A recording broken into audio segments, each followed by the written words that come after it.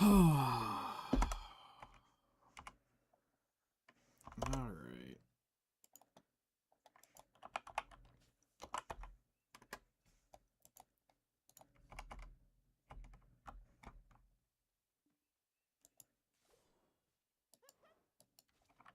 Oh shit, she doesn't have the flow yet, so she can't do that back to back to back.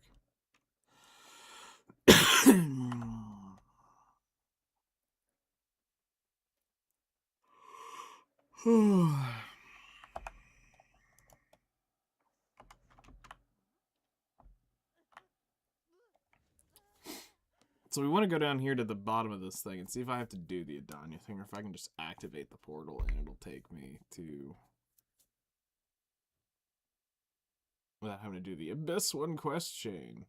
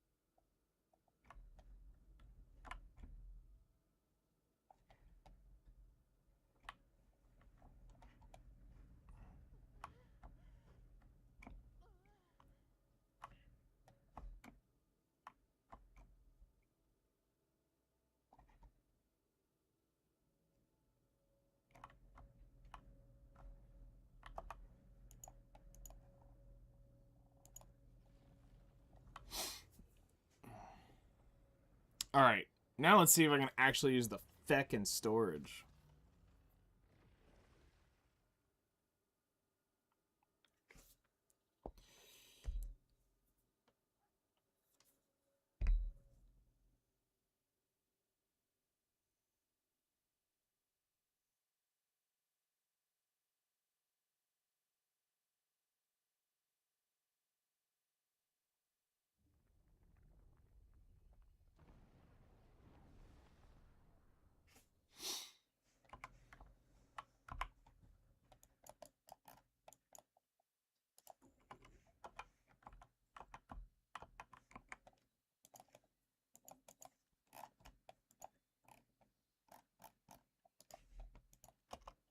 Yep, I can use the storage now.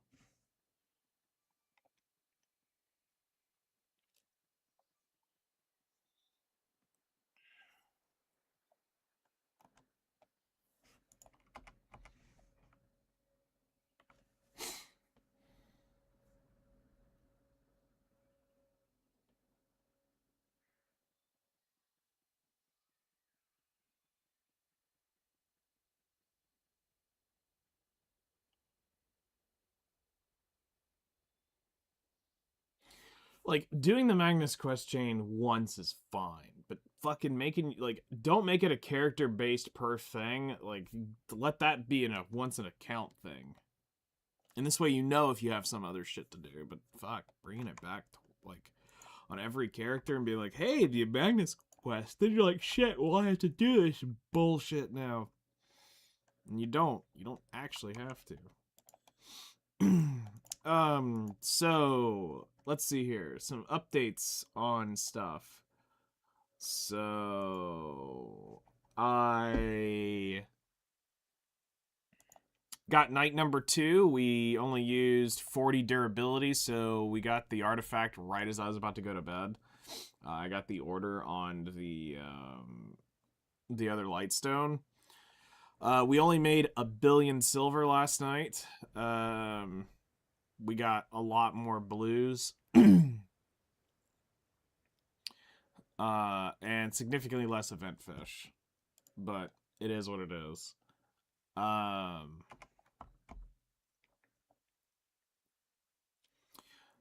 So right now we're sitting at a 1.17 bill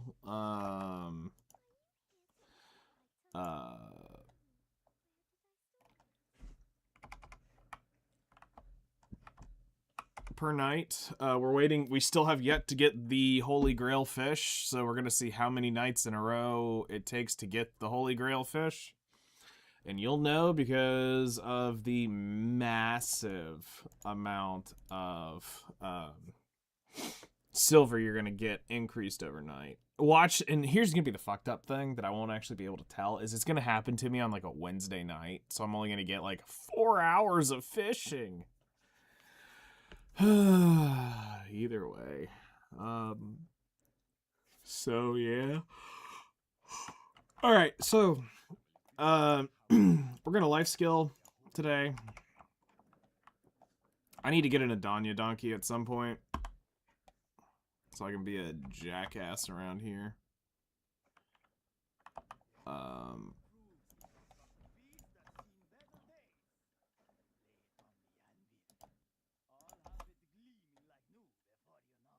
Hey, check out the... Oh, shit, I forgot about this little teeth, dude.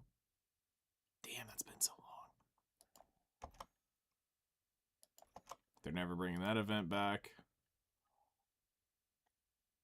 Oh, God, that's the other 4-leaf clover.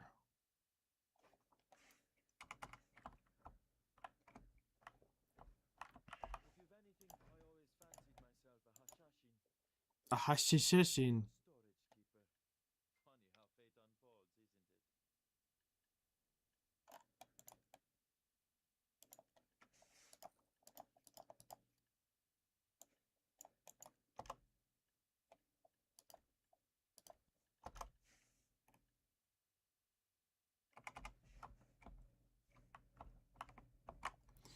Okay, let's go find our gathering clothes.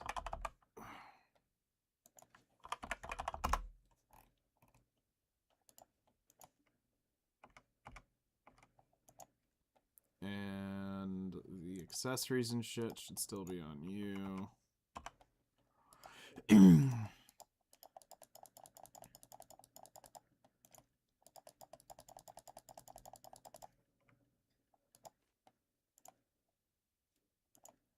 So we're gonna try this on the wizard first.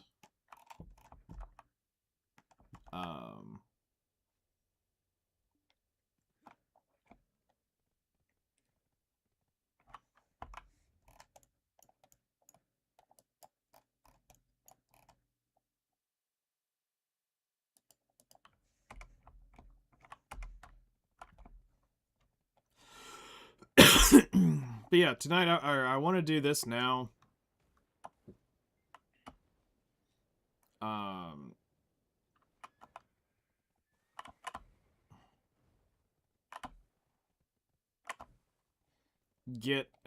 We want to try to, we need to get timber, so we're gonna come up here because I want to see how much Kaffir's essence we can actually suck out of this place.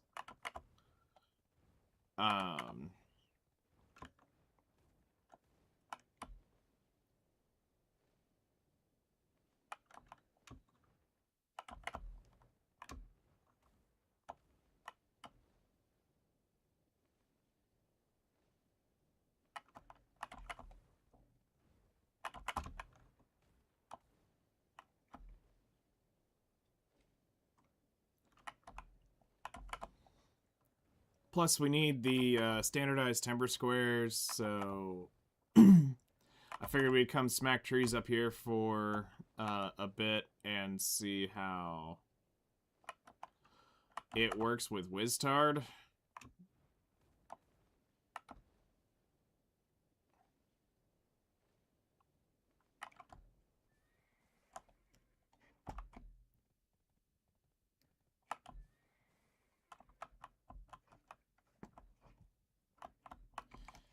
Because the $1,000,000 question is...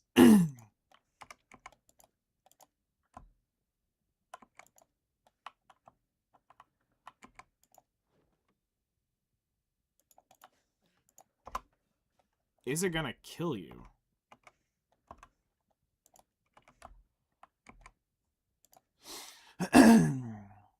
Alright, we don't need the perfume. Go ahead and put the tent buff on. And we're just gonna leave it like that.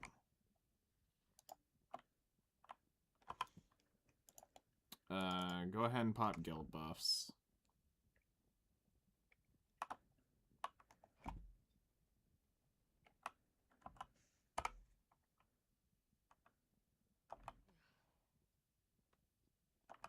Shit, it popped a scroll.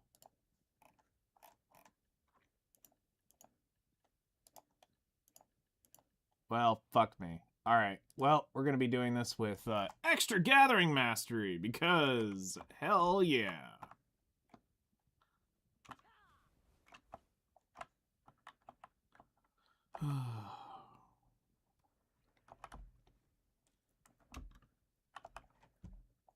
So normally I would be doing this for the sap, but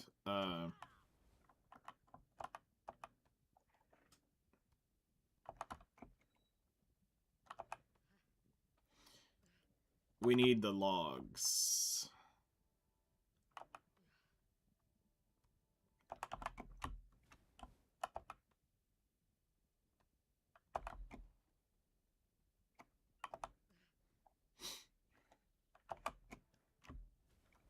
Because I'm pretty sure we've already gathered and I've already tested that it does show up with... Now,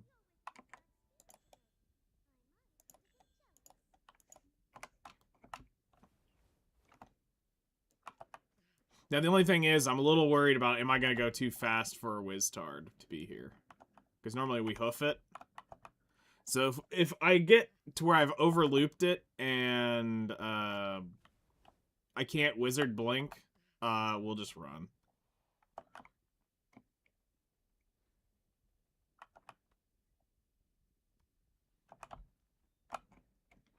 But yeah, we're after the Khafra's essence right there. So...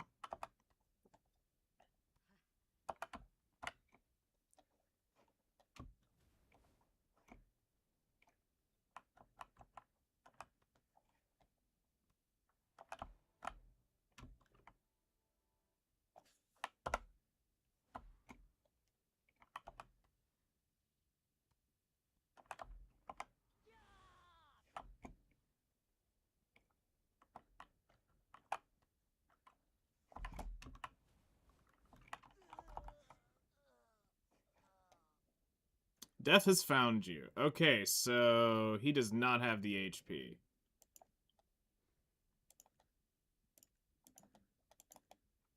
We'll go ahead and use one of those. Death has found you.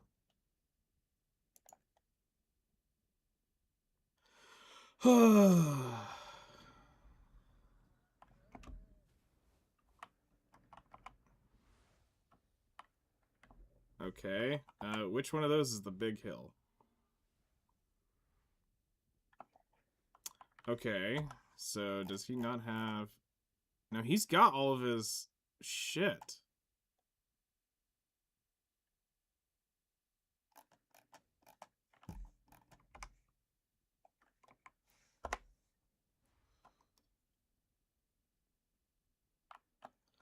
Okay, so do you need all the...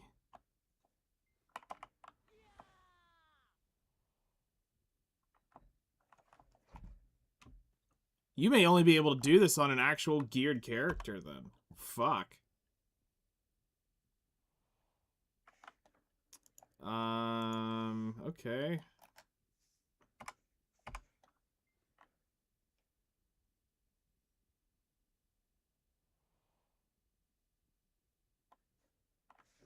So low geared alts.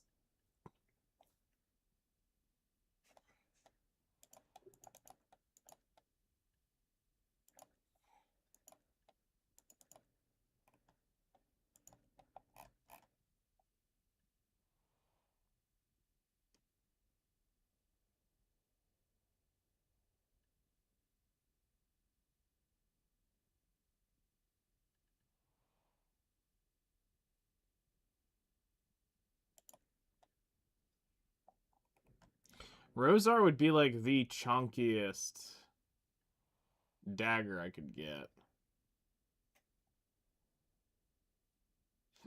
Without going like Black Star, which would be 25 DP. Yeah, I would rather, if I had to have a chunky monkey, I'd rather have the 32.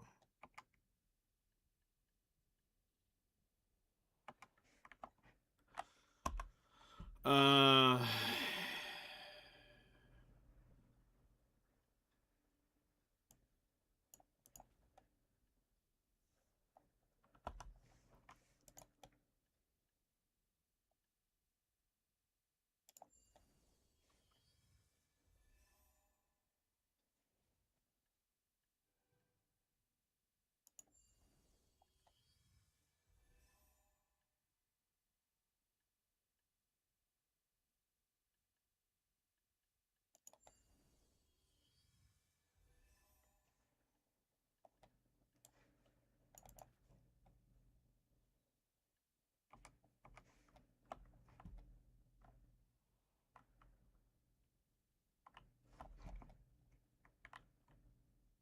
Yeah, that damage tick is fucking nasty.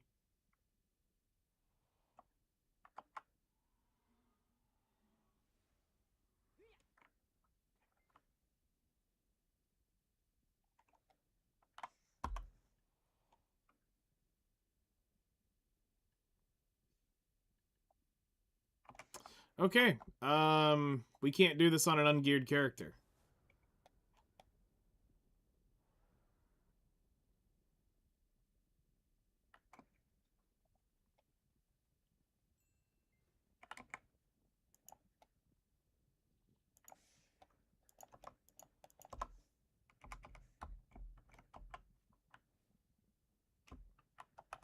Noted.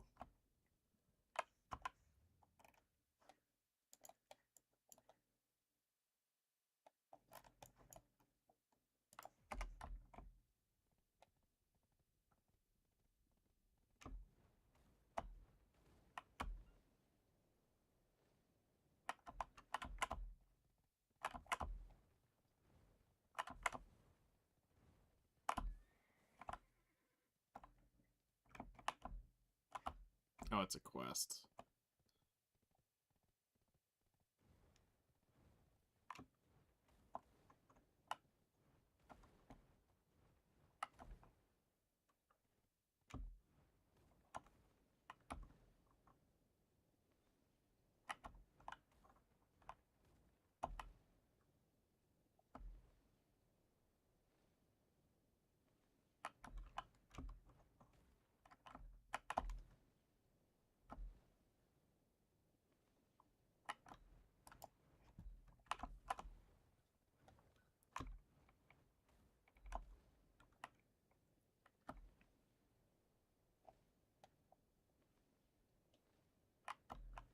Well, now we know. You cannot gather that rotation.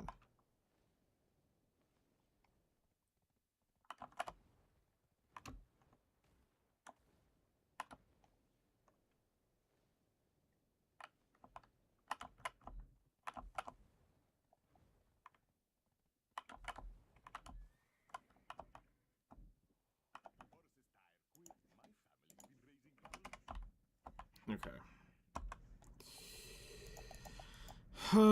That's fucking annoying. Suppose you should stop AFK fishing? Yeah, it's time to get off your lazy ass and do shit.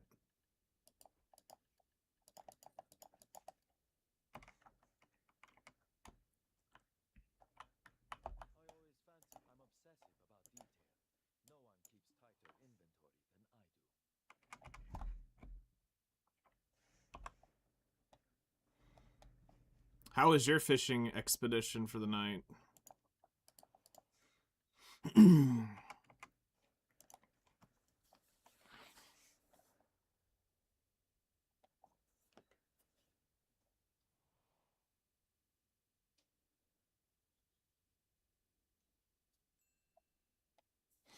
Well, fuck. This puts me in a weird spot on what I wanted to do.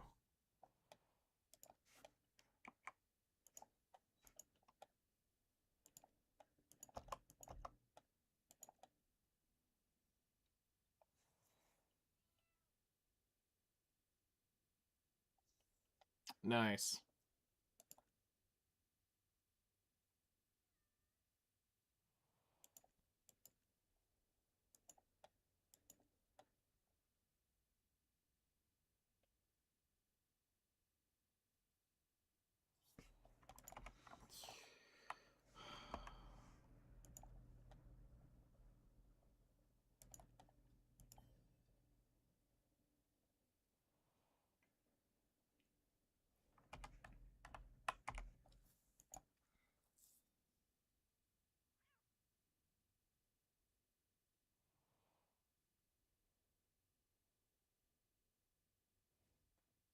Really?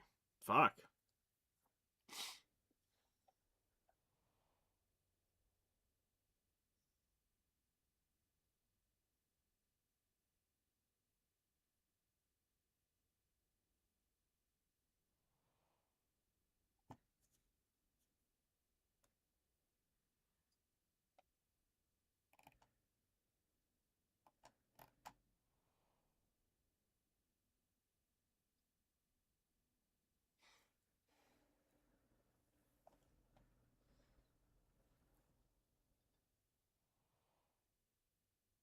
Nice.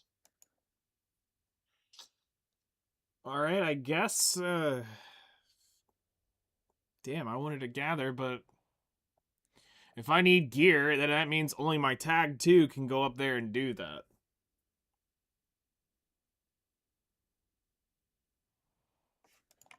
Hold on, was the...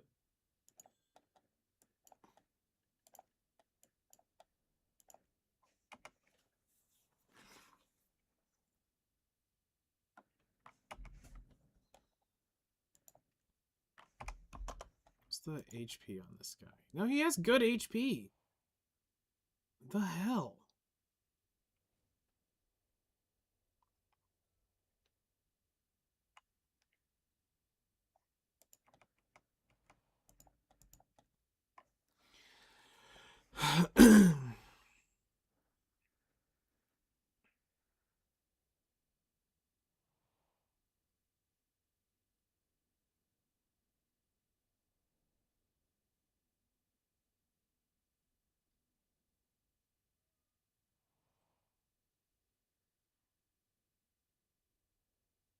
I mean, sure, the 50% HP pot definitely wasn't helping on the ferry. Wait, hold on. That's not even my...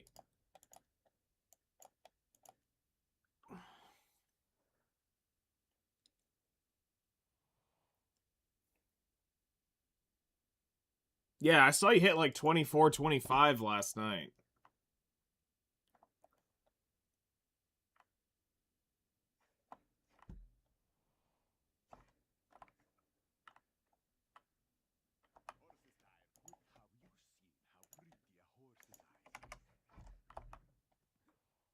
Alright, I'm going back real quick.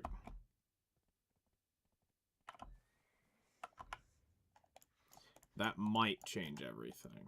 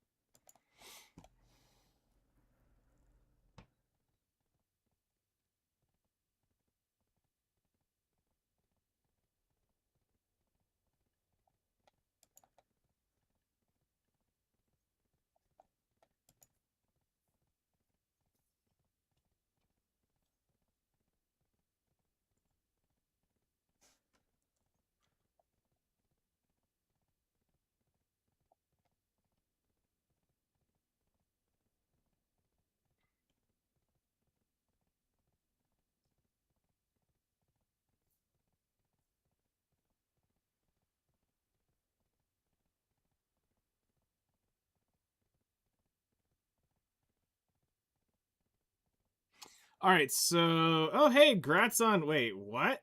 You just now hit Master 1 trade? I thought we got you there.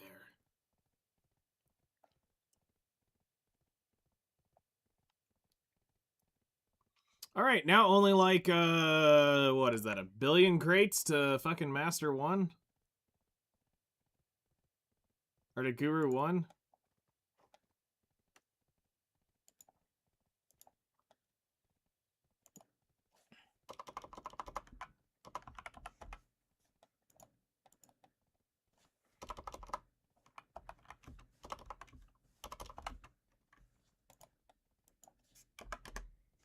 It is! With every EXP buff in the fucking game that you can get, it's 517 million crates till you get,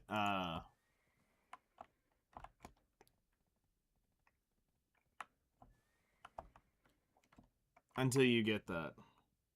So, profits on counting event fish, 1.8 billion. Yeah, I don't care about the event fish. Fuck event fish. I only care about the actual fish. Like, what was the actual trade turn in? Because I don't count... I never account event fish for shit.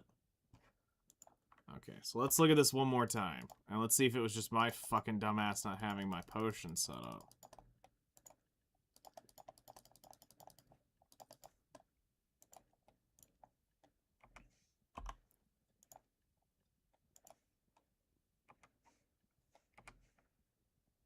$1.2 in fish alone? Okay.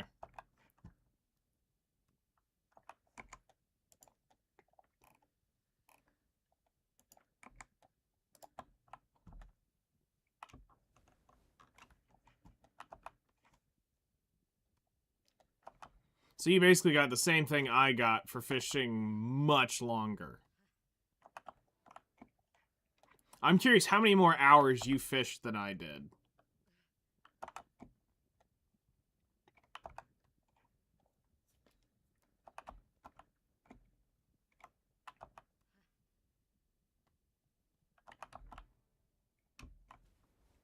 You used 100 durability. And that's with all the damage or all the reduction stuff on?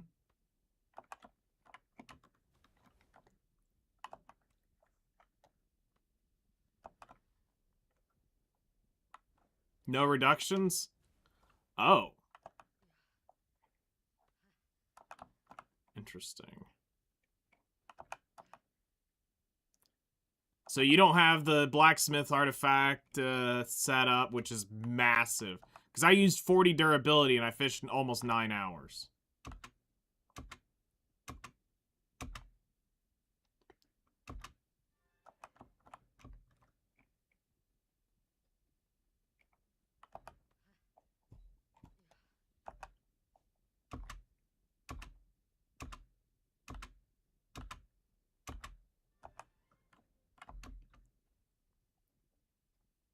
I've got 2 pets, which is only 6% extra reduction. I don't know if I'm going to end up spending on them or not. Alright, so we've got the debuff now, so let's see, can we survive? Between the wizard heal and my pot.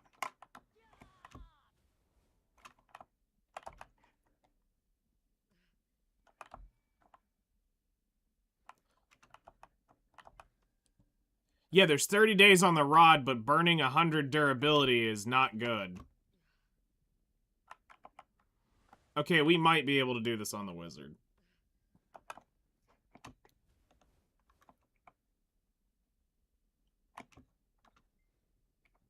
I think it was I didn't have my potion ticking.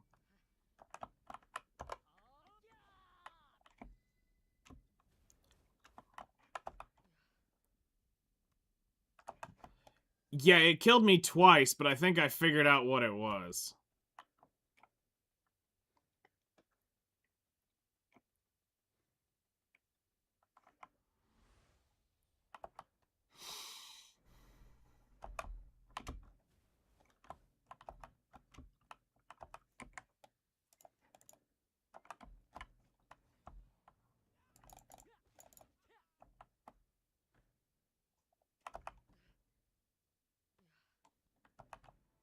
Your Manos chair broke.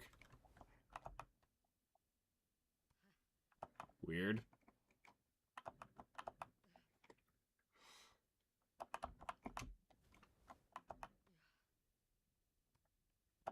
Okay, it looks like I've got it fixed. It looks like it was the potion issue.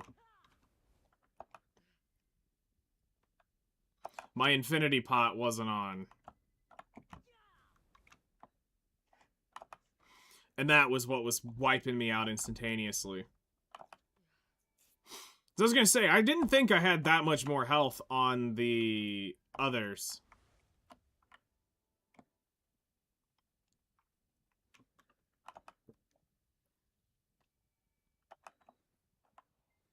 Started fishing like a couple weeks ago. I repair that every night. Or I repair my shit every night. To make sure that I always have max durability on all my stuff. But I also have durability reduction now, so that will take even longer to burn down.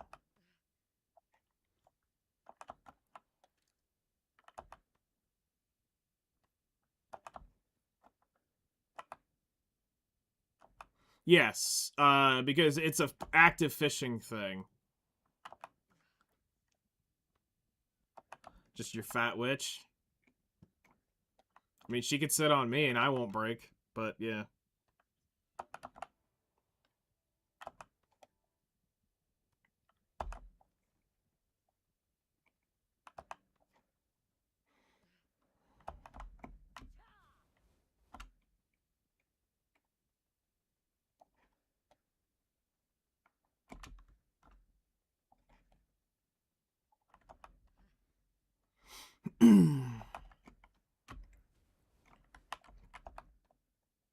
I'm just a little nervous that the teleport, I might be rushing the rotation. We don't know how fast this thing actually respawns. So I gotta be a little bit careful and conscious of this.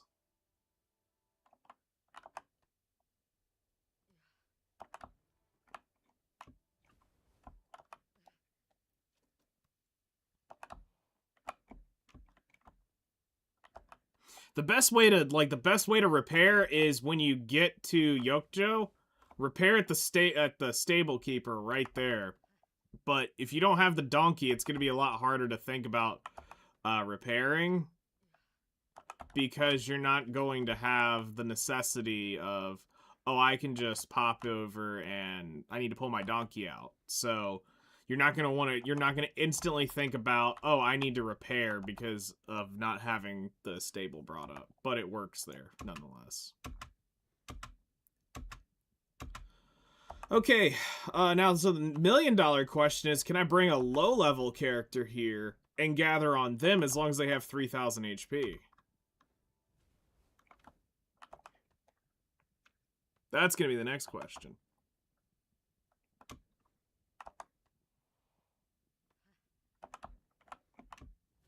And will my infinite pot be able to keep up with them?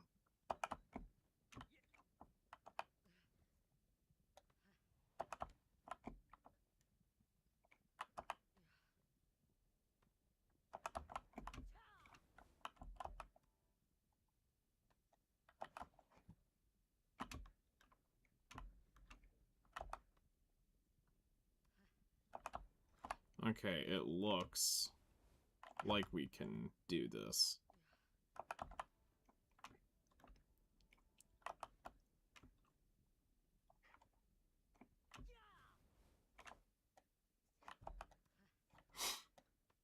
But 1.8 bill in one night is nothing to sneeze at, so that's pretty good.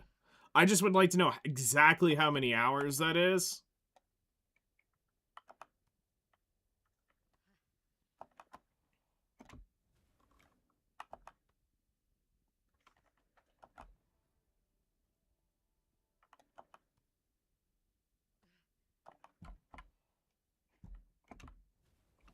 Because you were fishing before me.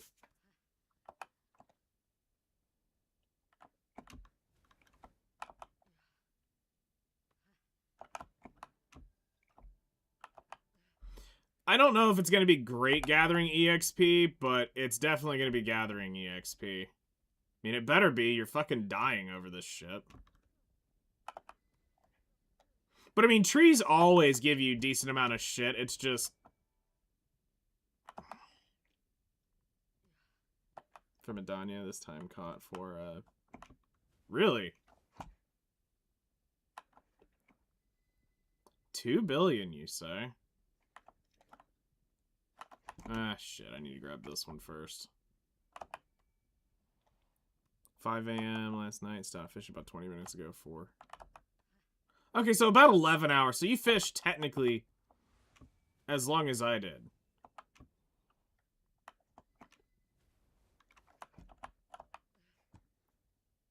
Roughly.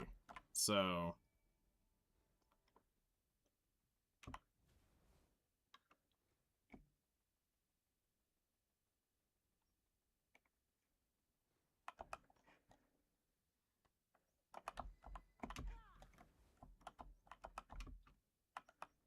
Fish by the sanctuary or by Rishalka's castle. Okay. And you're making almost 2 bill just doing that? That's not bad.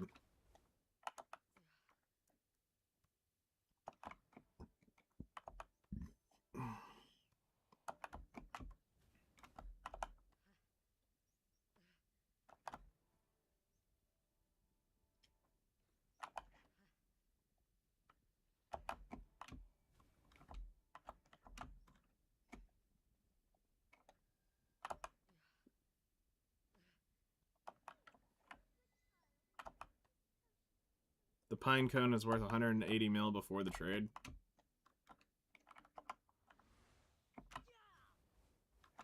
It's not bad.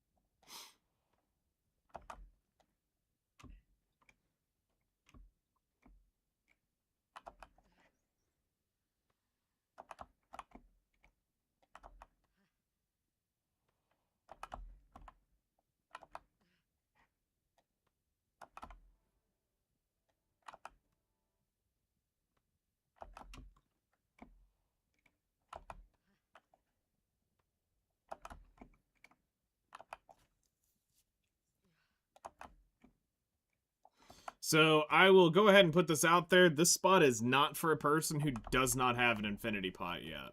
So, like, new players could not come here and start smacking this shit early.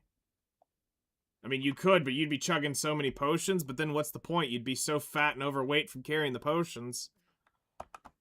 Because you'd probably have them not only in your family inventory, you'd have them in your personal inventory to carry that many HP pots, because it's going to tick on cooldown.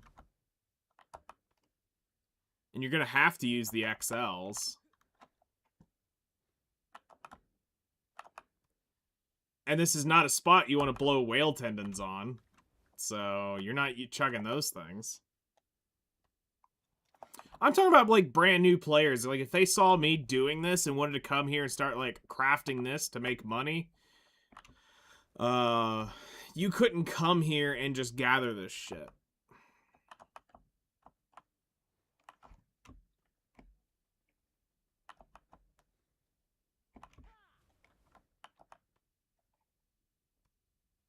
Yeah.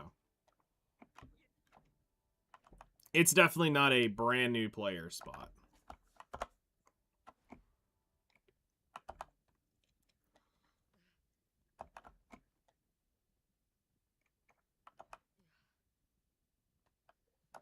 Like, if you want to go get actually better technical bang for the buck, the actual better spot for them to go do is the Snowfield Cedar run. That actually, the crate wood itself is worth more. And the crate is worth more. So, that's better.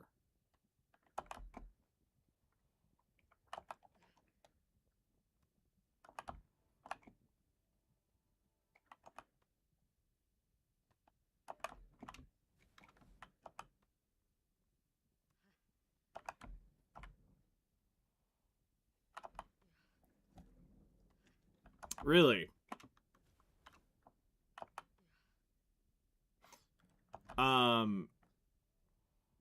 So if you go get standardized timber, what do you do?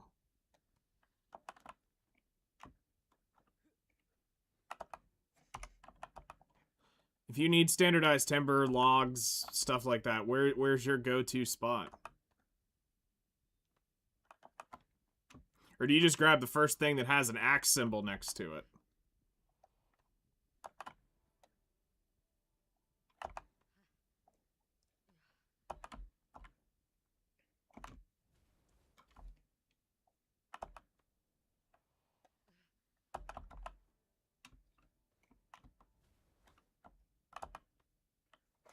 Because here's how I came about this. Is so originally you would just go gather logs, and I used to go up to usually do pine outside Serendia Shrine. Okay. Pine is so much lower in value in terms of time per axe. Unless you need something, unless there's something you're doing about the pine, then we can talk, because the Snowfield Cedar has pine in it. Did I get this one?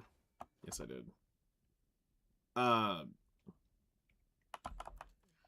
So when I go to,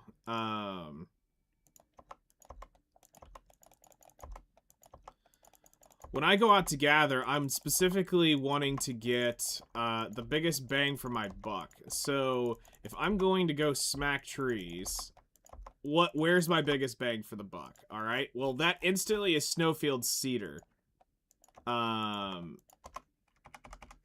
Is going to be that type of value.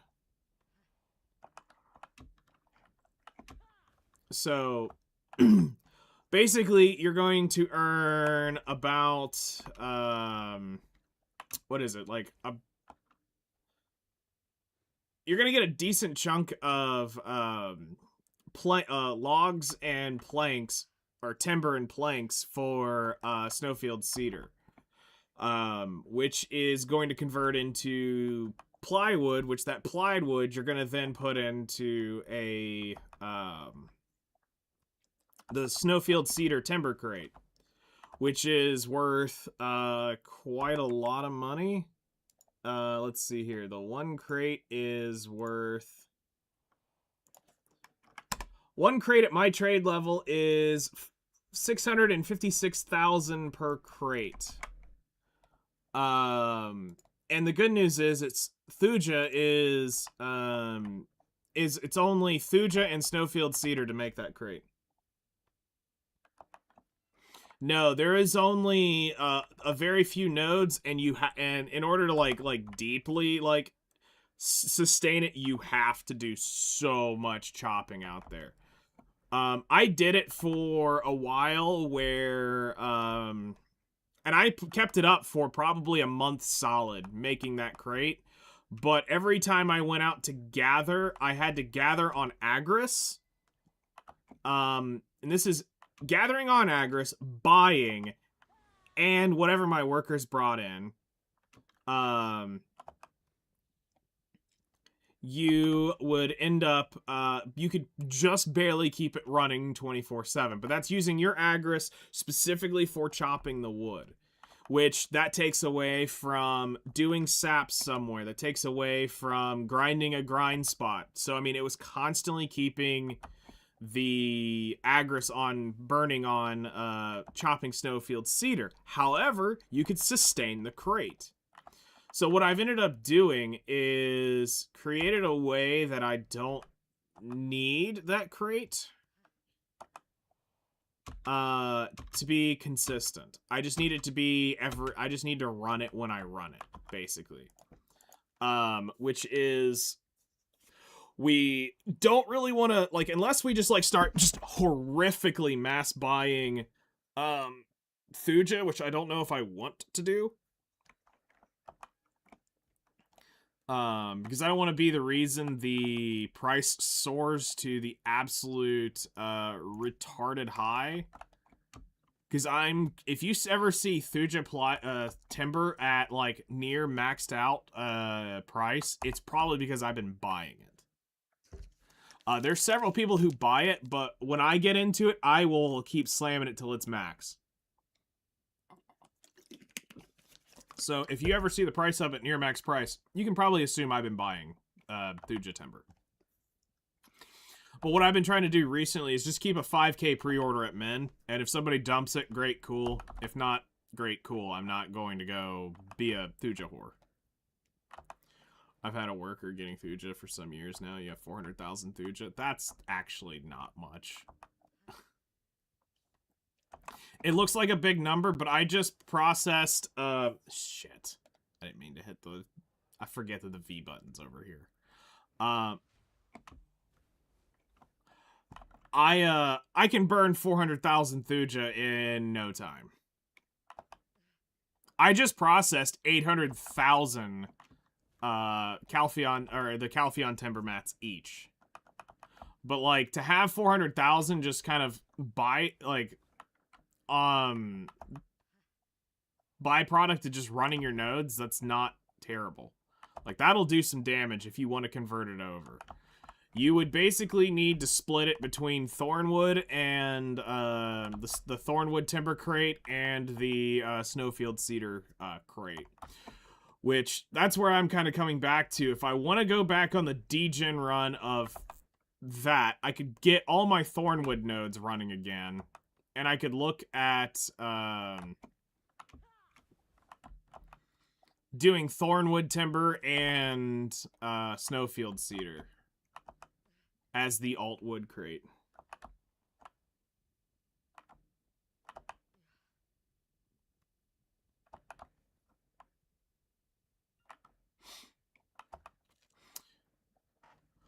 I have been trying to keep up with most of the nodes at a sense of min-max. Trying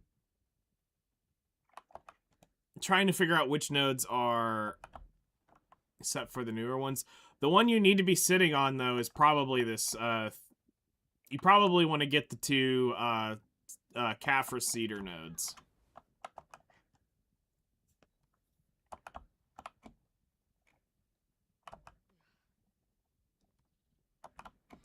I mean, if not, just to sell the timber and the sap would be worth, because this is the Edana potion, which is going to be, you know, it's now the Kama Sylvian potion at this point. Like,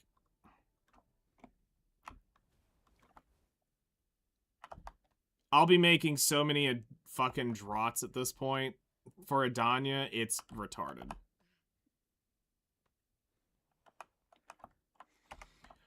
I mean, it's still $1 million, I think, a million silver, profit node.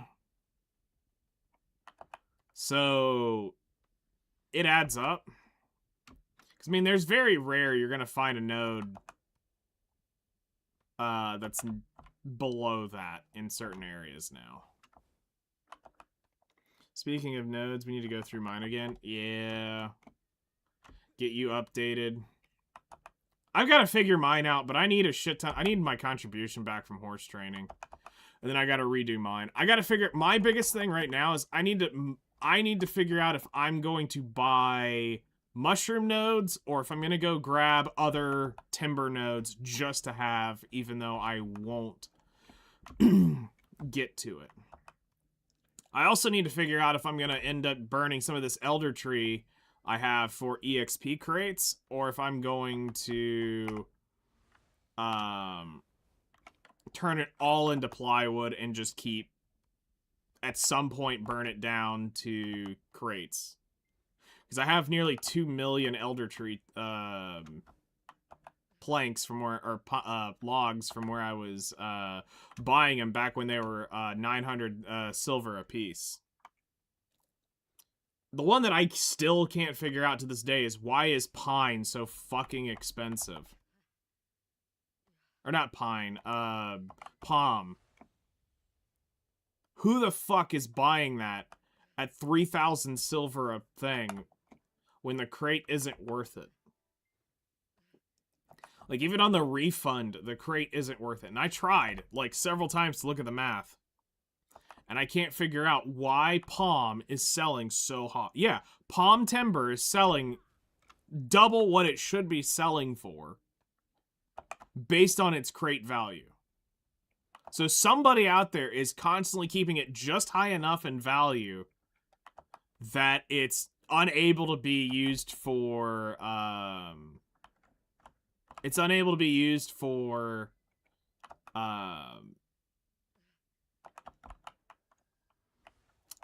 crates anymore. Yeah, I collected it because of the coconuts too. There's no Valencia timber crate. I've already checked, so that would have been palm and elderwood, which they need to go ahead and put. They need to go ahead and put one in for every region. But again, they don't listen to me when it comes to trade. I could fix their trading shit. There's no Valencia timber crate, so you're not burning it there. Yeah. There's several more. There's some down there in Fogan's, and I think there's one other. Palm. I want to say there's 5 palm and 3 elder trees in Valencia. Part 1 and 2. And now we got like 4 elder tree nodes up in Edana too.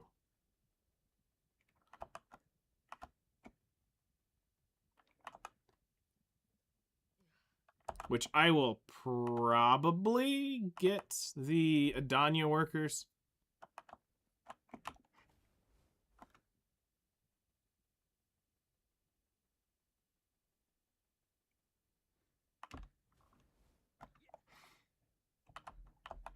I mean, honestly, you don't need it. Now, the one that's actually kind of shocking is White Cedar has a deficit now. And I'm going to try to figure out if I'm going to spend the contribution to try to fix it or attempt to fix it. Because that's some expensive-ass shit if I'm going to do that.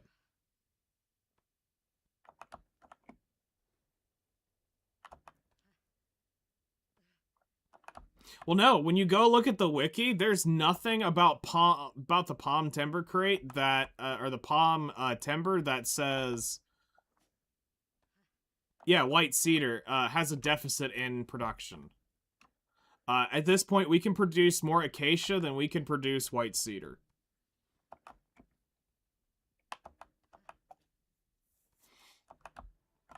So acacia now will outproduce White Cedar. So,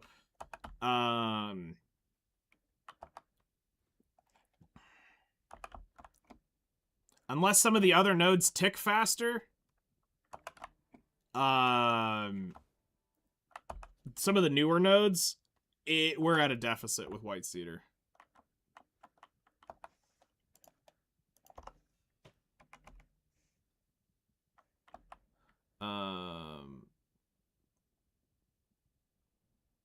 Future in any case. Information on nodes available.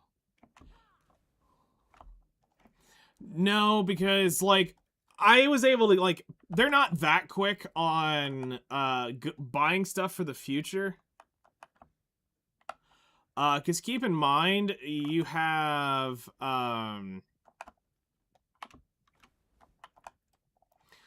when they announced the,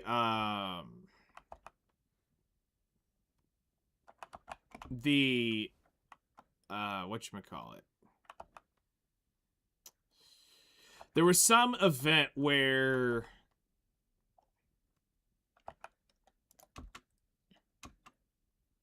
actually no, it was when they did the Edana timber crate. No one's bought out. I mean, we knew that was coming before, quite a while before, and it didn't sell out the elder tree wood.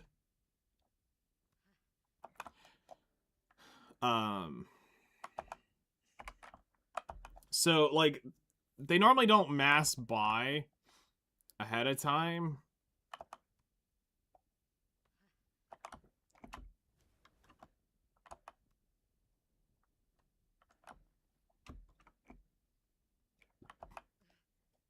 Like, they've killed so much of the crafting in this game.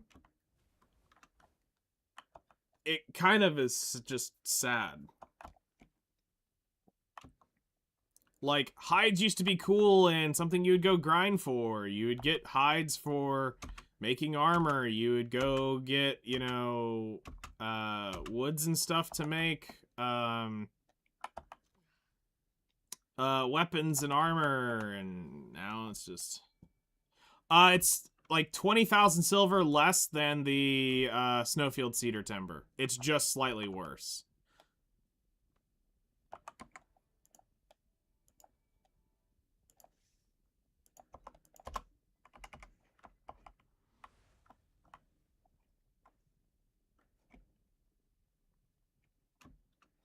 Well, timber crates aren't something they normally do. So they skipped over... With timber crates, they skipped over Valencia. They did not create one for Valencia. They skipped over Kamasilv, and they actually skipped over Drigan, but then they fixed it with Odalita. So... we need a Kamasilvian crate, and we need a Valencian crate.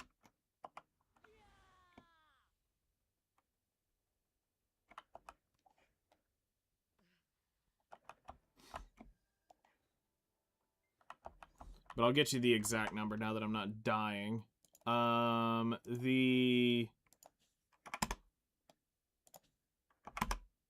Okay, so, and then where's my thorn? Okay, so Thorn and Snowfield Cedar are identical in price. They're the same thing at mine. It's 656,251 at Guru 3. Or Guru 2. Or wait, hold on. No, that's Master 1. Guru 2. Guru. Hold on, Guru 3. Put my shit back. 44.49%. I wondered why that looked weird. Okay, there we go. So, this looks more like what I was expecting. Thornwood in Snowfield Timber at Guru 1 is 734,197 silver. The Edana crate is 653,392 at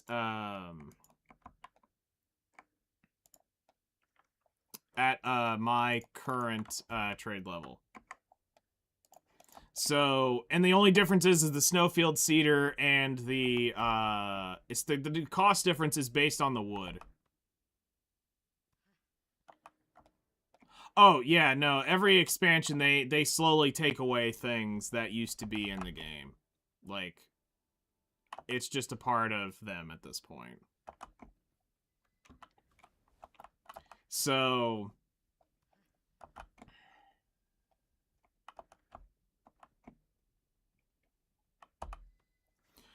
you definitely get your value out of it. It just takes,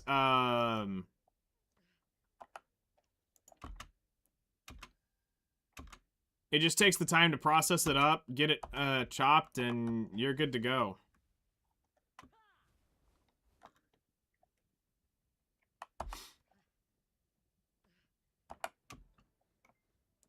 As far as crates go, if you're going to do them in an order specifically, you want to do...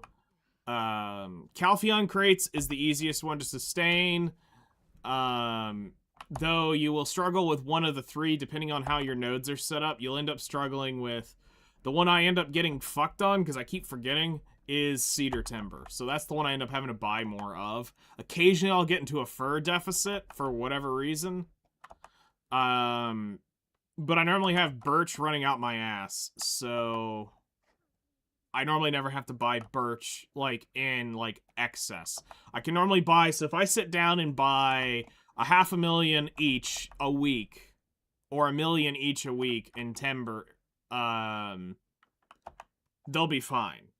But when I, get them randomly, that's when I mess up, that's normally when I mess them up. But if I leave it to just my gathering, they are skewed. So that's the number one crate you work on. The other one that's the harder one to do because you're going to have to be a market whore is the Snowfield Jade can be sustained, but you've got to stay on top of the pre-orders. So...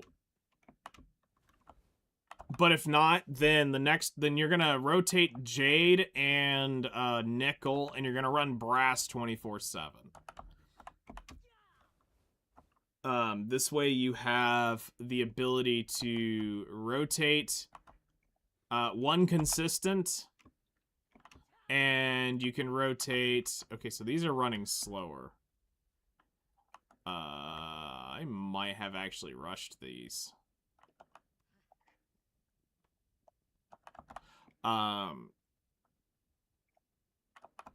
Yeah, I've rushed them. Okay, so I'm going too fast. So I need to walk and not teleport.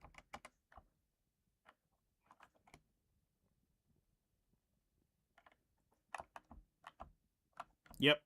Unless somebody's here doing this with me at this point, I've rushed them.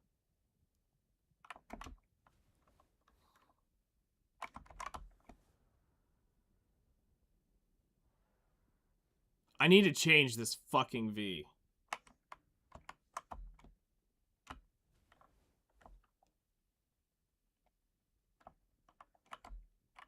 No. Okay, it's just me. I overrushed it.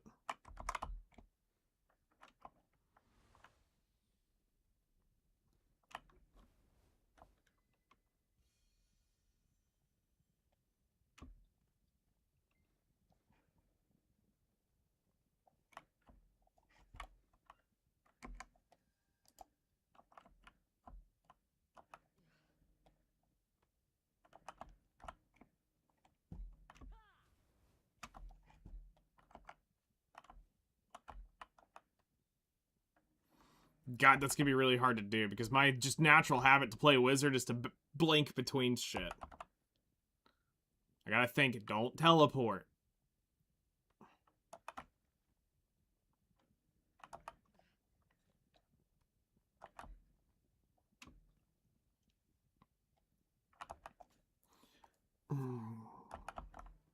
Alright, so let's go through the crates for y'all, and we'll kind of give you all a crate tutorial lesson. So 90% of your money is going to come off of Calpheon Timber crates. That's when you see me make billions a click, it's normally on that. That's the crate that I will make probably 1/3 of my entire trade profit is Calpheon Timber alone. Now, what comes into a close second is the Snowfield Jade Ingot crate. That's the one that you're going to struggle with, because getting the rough jade is not the issue. Getting the knock is a pain in the dick. Now, I have a rotation, I haven't done it in forever. There is a rotation up there around Kamasil that you can gather the knock, and get rough stone at the same time. However,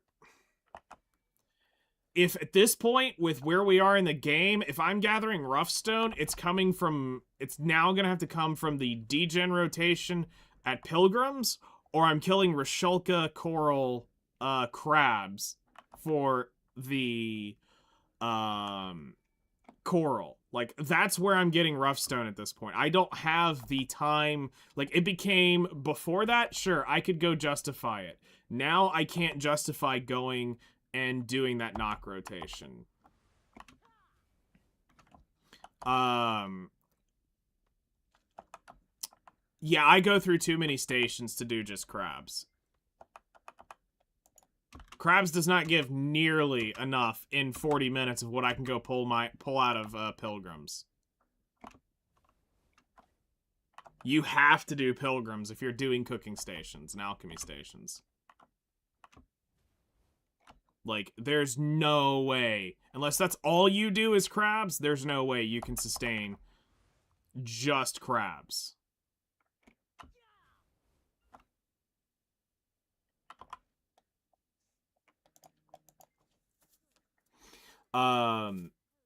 So those are the top.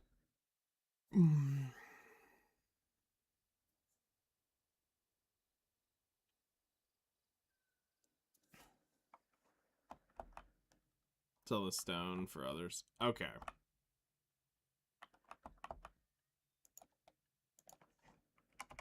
I mean, that's understandable.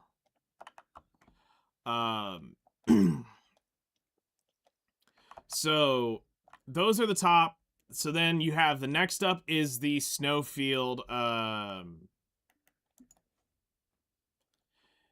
Is the snowfield timber and the thornwood timber crates. Those are identical. Price wise, you'll basically rotate those on Thuja if you can get like a mass Thuja workflow going. But it also kind of depends on how degen you are at doing your snowfield cedar timber grind for logs. So as long as you're doing that, you're gonna kind of sustain your snowfield cedar, and thorn's gonna get a lot harder to use.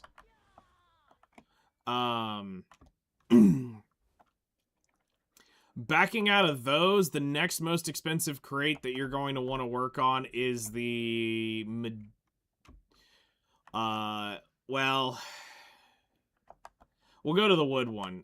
So the next one would be the Medea crate. That is a well worth crate to do overall. If you're wanting to get into a slightly more expensive crate as like an alt ore, if you really cannot sustain doing nickel, jade, and brass, then you can look at doing titanium and vanadium or whatever it is. Vanadium or whatever that. I'd have to actually go look at what it says. It's the other ore.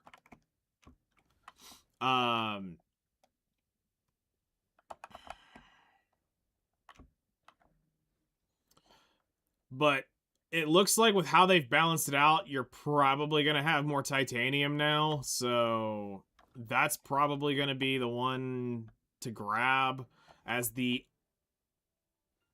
buffer ingot if I was going to do that. The timber crates don't sound bad for leveling trade. Depends on which ones you're doing. There are only 2 straight log timber crates that I would have ever considered doing due to the weight. Because weight is important just as much as the price. So for the 30 weight, any crate that is an EXP crate at this point is kind of a bad deal. Because that takes up what a money crate could take up in terms of value. So if you are, because there's only 2 crates, I believe, that are 20 weight, and that's the palm and the elder tree crates are 20 weight crates. I believe the like ash, pine, and all that shit is 30 weight crates. I don't think they've ever changed those over. Just like I got caught with my pants down trying to do lead for an EXP crate.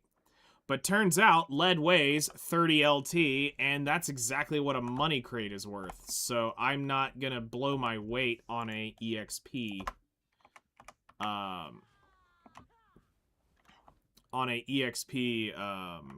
Thing. But now if we're talking full chopped and plywood based crates, yes.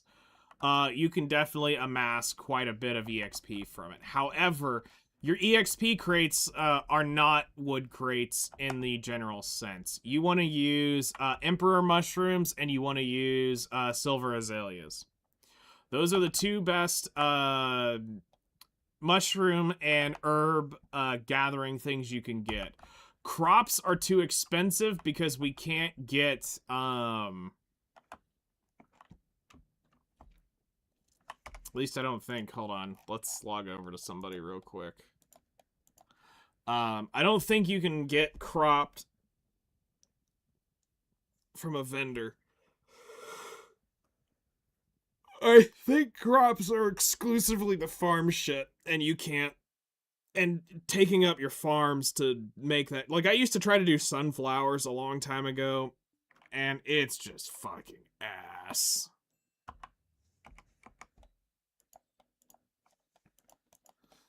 Like, right now would be a great time to do it, you know, if you really wanted to do that type of degen shit.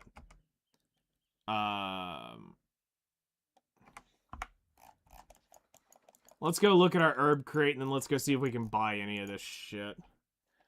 Or not herb. Fruit. So let's see here. Crop bench. It's not crops, it's,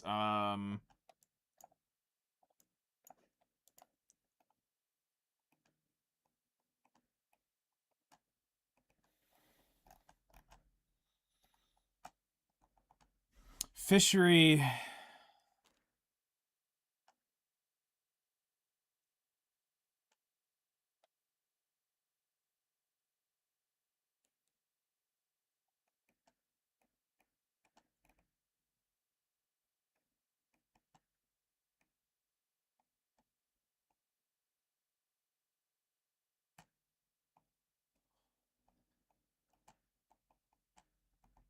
Am I fucking blind?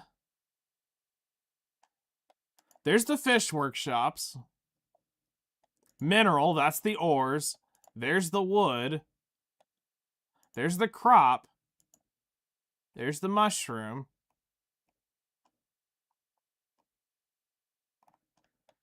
Wait, is crop also herbs and produce?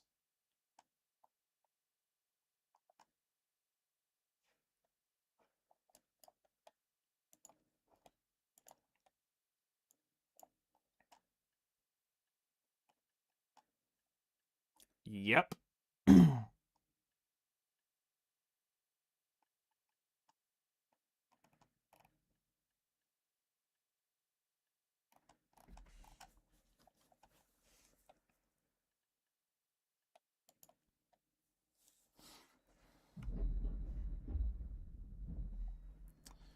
And as you can see, I have almost all of them bought except for one, which tells you silver azaleas override it. So yeah, you can't do any of the farming ones.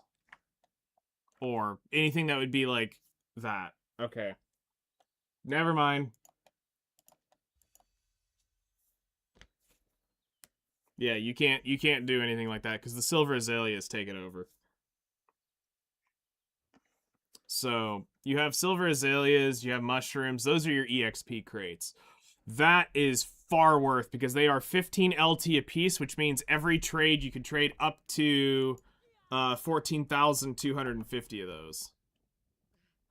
Those are your EXP crates. Now, your leveling crates, as we'll call it, you know, the heftier ones, if you're going to do it, originally it was Palm and Elder Tree. However, both those crates are now in a massive negative deficit in the value of buying the crates, or buying the timber for the crates. You can't just go out and buy Elder Tree and Palm and run it. Now, if you're gathering it, sure, you can, because I mean, there's no way on God's green earth are you gonna ever burn, at least at my point, 2 million worth of Elder Tree and not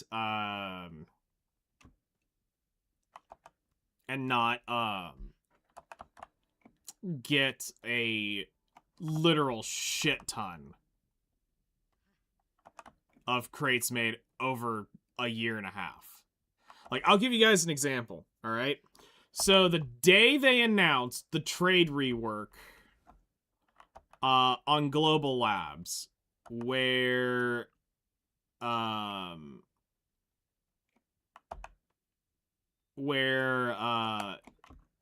you could they were going to increase the trade storage capacity to where you could for the trade wagons, they were either going to make them more They were going to add more of them, or they were going to up the weights of them to allow you to ship more. Well, they decided to give you them more of the wagons, because they were going to convert all of them over, because they realized that it was a bad deal for the player base that there was only like a few of those trade wagons, and that's the only thing that the transports were ever being used for.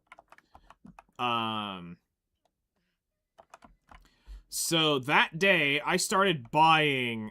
I mean, I already had been buying, but I mean, I made sure to stay on top of it, and I ended up accruing 2.8 million of almost each in that time period before they eventually became worth more than what you could get.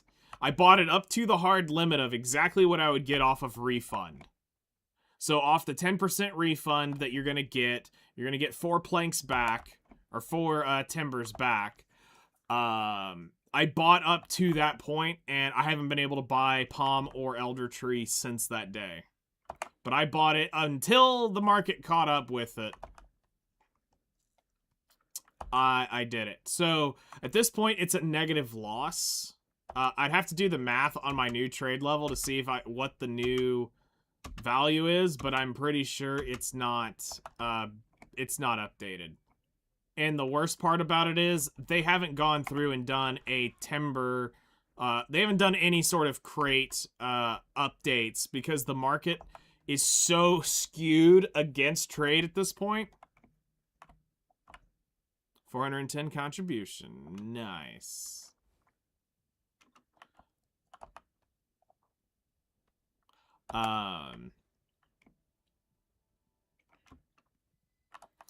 They need to drastically. There's a crate in the market that is negative 3 million silver per crate. It's fucking disgusting. So the most expensive crate we have in the game is the jeweler's crate, which is platinum ingots, silver ingots, and gold ingots. I think it's 5 each. And the crate itself is like, in just the raw value of the platinum, the gold, and the silver ingots. Or mithril, I think is what it is in there. No, it's platinum, gold, and silver in the jeweler's crate. That crate is negative 3 million silver to make. It's wild. And the crate itself costs 2 million silver per crate. Like, but the issue is there's not enough platinum in the game to sustain it. You couldn't just max, I mean, you could. Right now, you could go be that degen dickhead and go buy all the platinum. But yeah, you can't do that. Mithril is another great, crate that you can't, do. Mithril is such a rare proc. It's ridiculous that they even made it a node. There are actual mithril nodes in the game, and they're fucking not worth owning. Because the issue that happens with the mithril nodes is the mithril is like, per ingot is like 60,000 per ingot. And so it's like, or per, not ingot, per, ore is worth 60,000. The crate's only worth like 500,000 silver.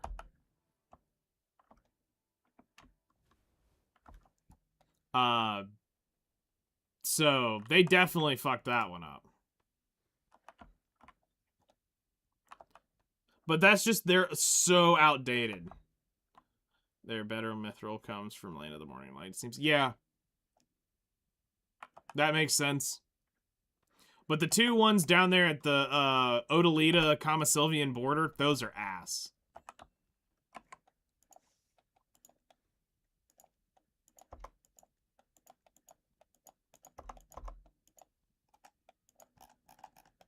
And it's gone.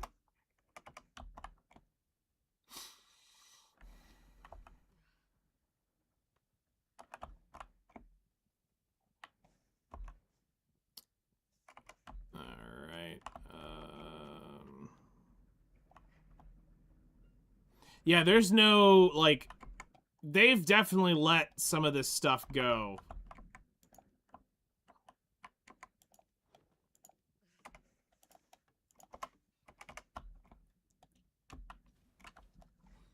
And I don't understand why.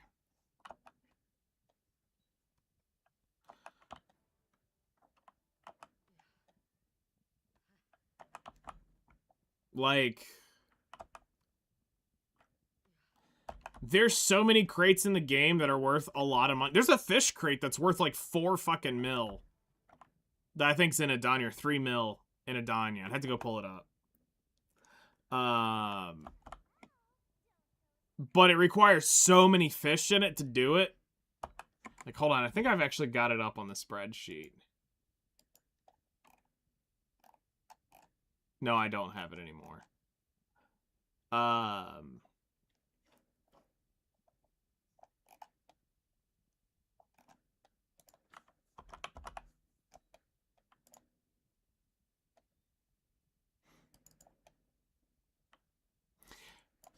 Yeah, there's a fish crate it's the gold striped, hold on, is it the dried gold thread? No, it's the,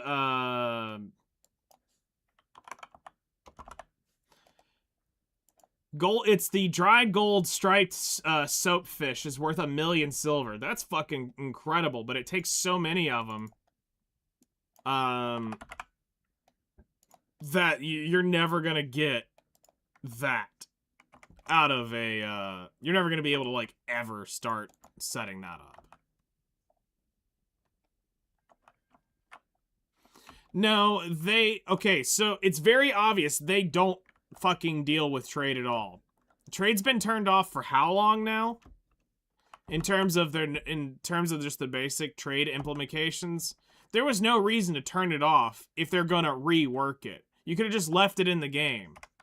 But they've turned it all off for what reason? Was it taking up data? No. There was no reason to kill it if they weren't gonna rework it. Well, they reworked it, but then they fucked it up. And everybody hated it. So what they just need to do at this point is revitalize it by bringing all the prices up to date. Making the nodes. Actually, how you fix it is by fixing your nodes.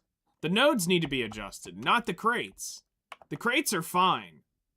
Outside, their prices need an update sweep. But they need to pump more into the nodes. The nodes need to not be so damn stingy.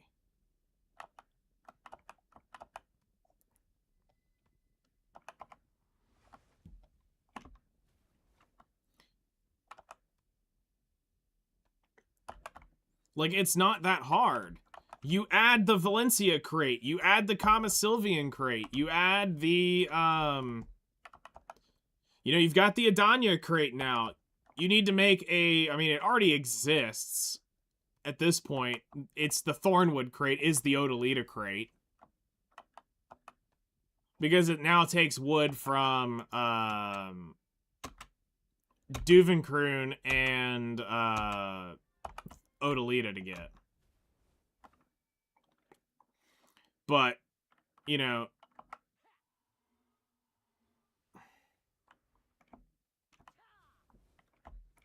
you could go ahead and update that.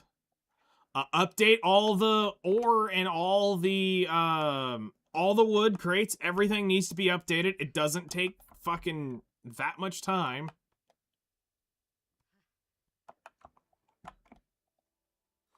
The one that they need, then they need to change the actual drop rates from all of the, from all the nodes. All the nodes need to produce double the amount of ore of all the shit that we're getting. Like, drastically increase some of this shit.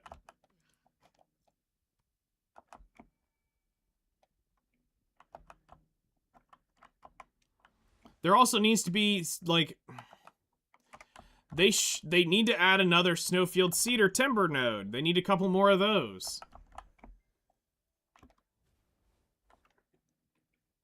They need another Thuja node. They need another,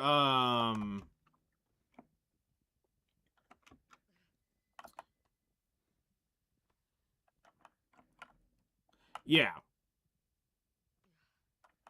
Well, actually, it's artisan giants are the better gatherers. If you take the artisan giant versus the artisan goblin, the goblin will run the node more, but it comes back less over time statistically because the giant's proc of being has that slower proc brings back more per run over a longer period of time than an artisan goblin will. And I went from having all artisan goblins to mostly artisan giants. Now I've got the goblins on the goblin nodes. I've got the giants on the giant nodes. Yes, but the stamina is not the issue. Don't ignore the stamina. Literally comes down to the AFKer.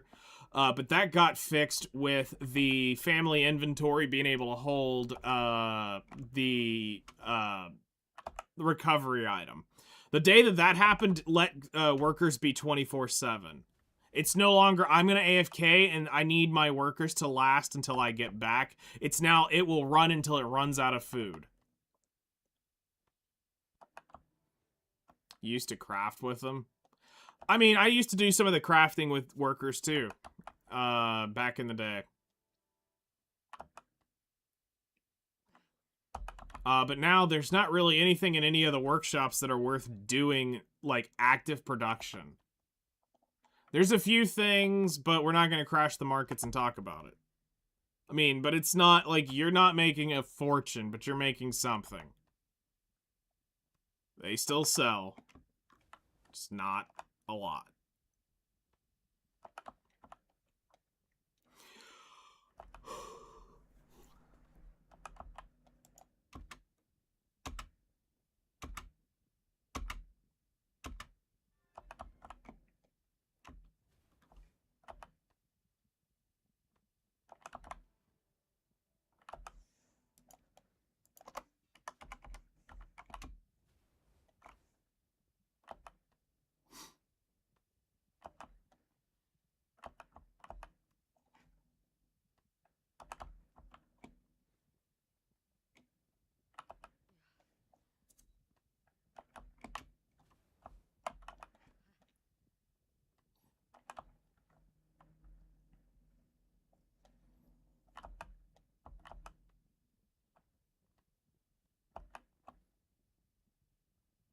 Oh, you only used to craft with giants. Okay.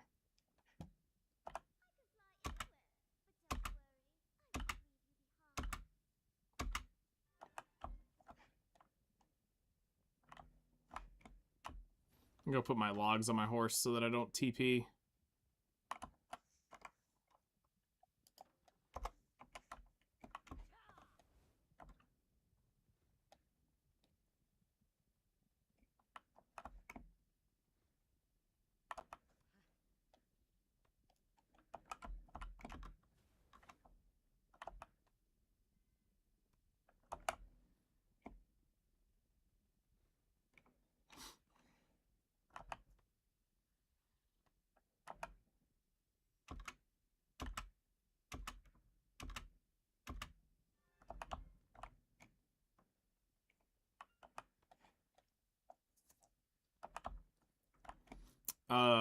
Let's see, what else do we got?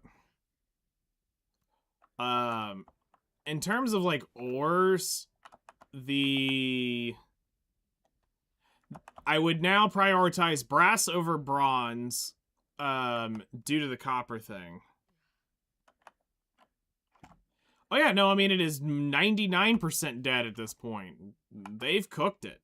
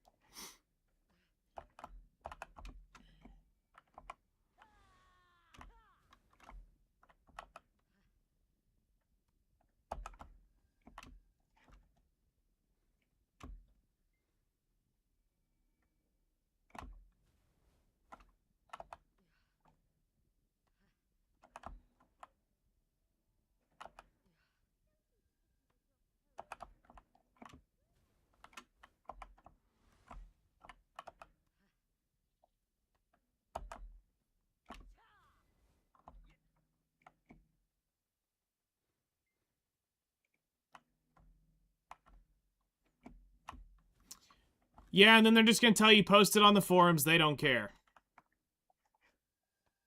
They appreciate your feedback, but stuff like that belongs on the forums is what they end up telling you. I am GM so-and-so, coming in from an adventure of whatever. Thanks for your valuable feedback. We really appreciate the time you took to fill this out. While we are sorry to hear your extended frustrations with the current state of this and the PvP markets, we feel that it is better for you to put this kind of requests on the forums for all active adventurers to see. AKA, we're not gonna forward shit because we're a bunch of lazy sacks of shit.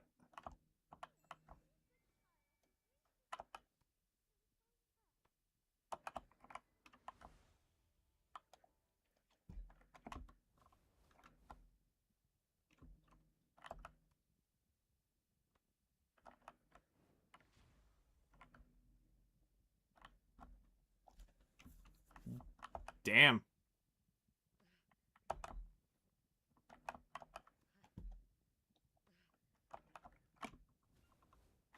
So far, you've won 8.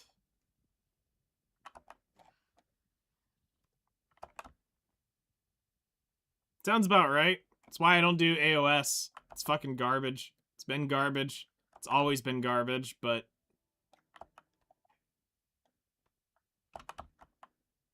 they keep pumping it like it's the new hot shit.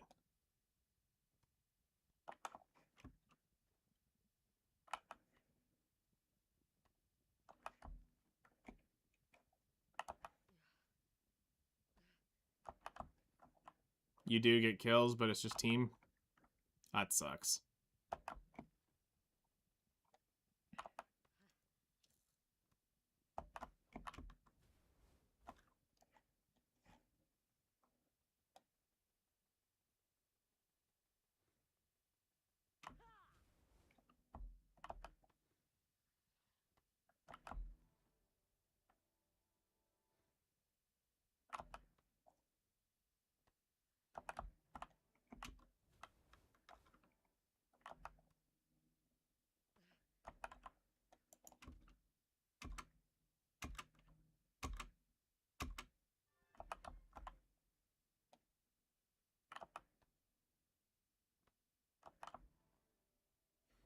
Damn.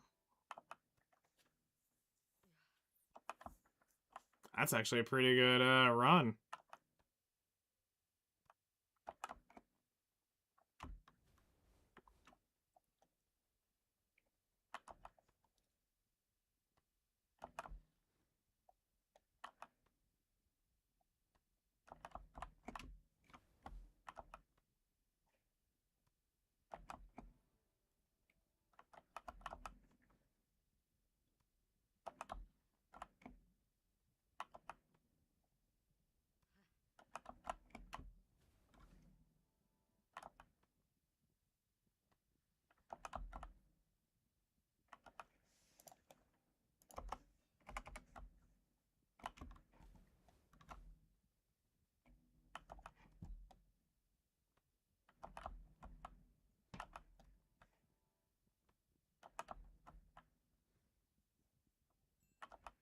Yeah, she's normally the one that gets up behind you, blows you up, and then leaves you wondering, what the fuck just hit me?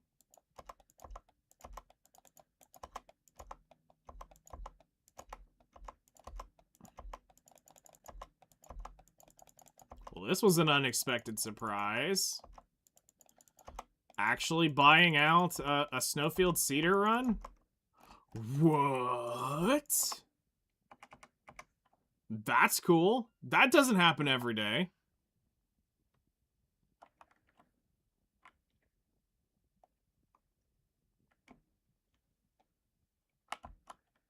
Alright, let me go drop this shit off at the manor, go back, do another teleport, drop that shit off.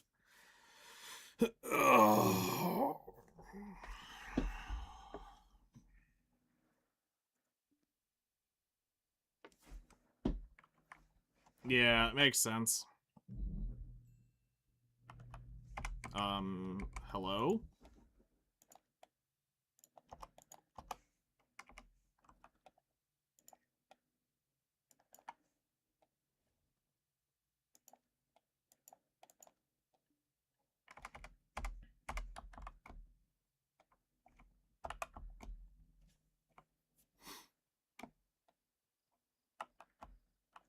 go grab those logs and drop them off.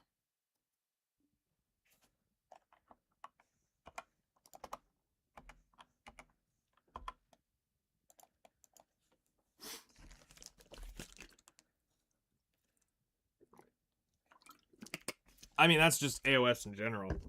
It's 2-shot here, 2-shot there.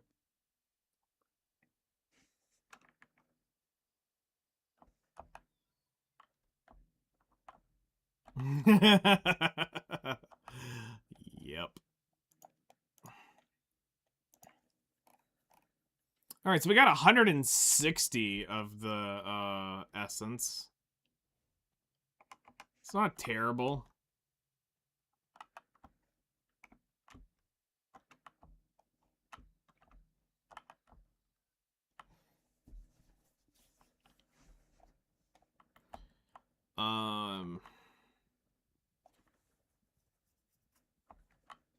Let's see.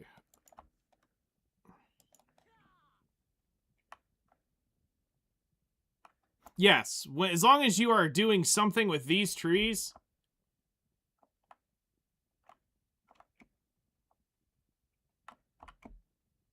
It does proc.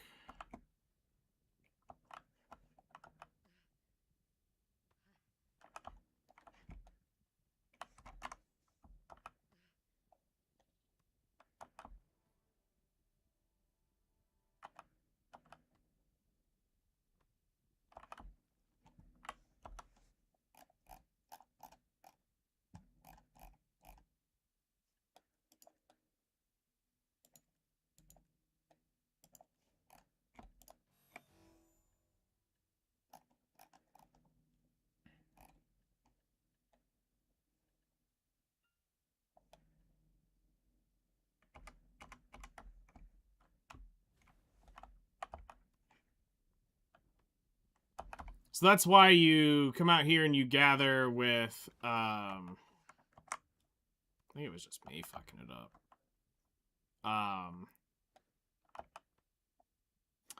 That's why you come out here, gather your saps, and can gather logs.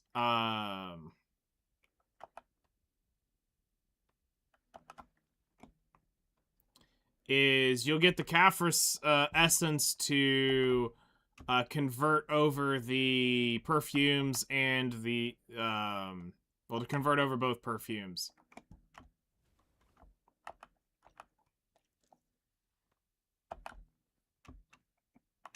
Which my 570 perfumes of courage are saying hi.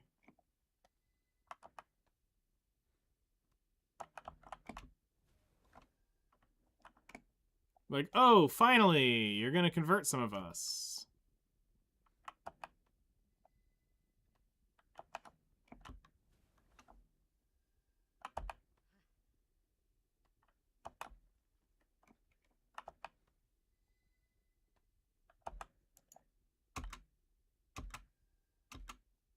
You get 5 per gather, whenever it does proc.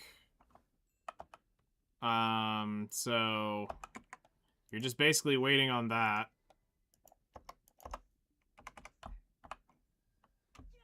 But yes, it does, this is where you get it from, is doing this. Tiger mushrooms, yes, they are used in some of the, alchemy recipes. I think there's 2 recipes that use them.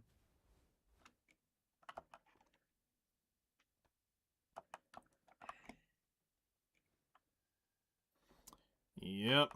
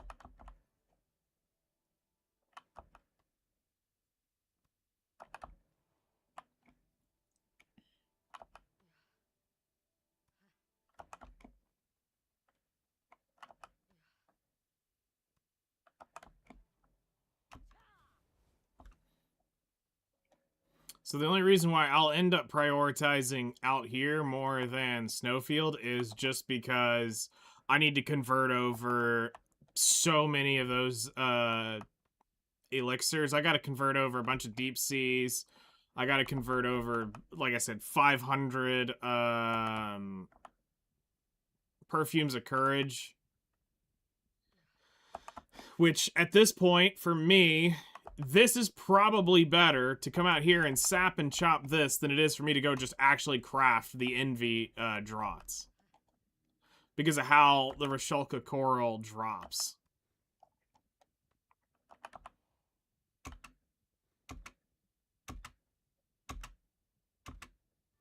Which is, again, fucking stupid. They also just need to put, they need to make whales great again. I'm just gonna say it. Make whales great again.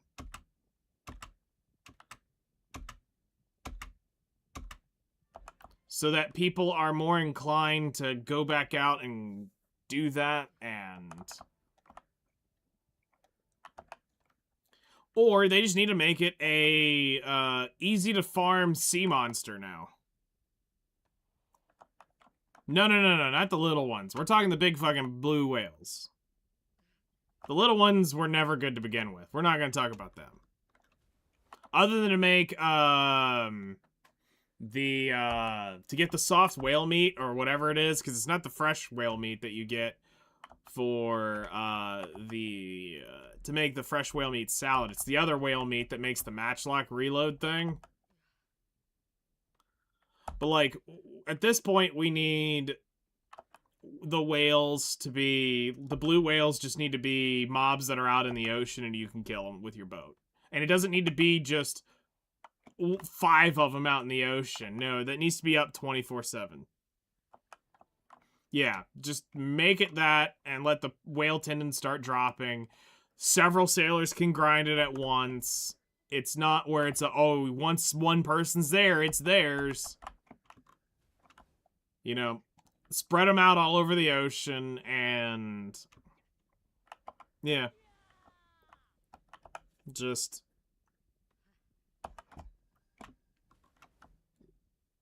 let seamen be seamen, man.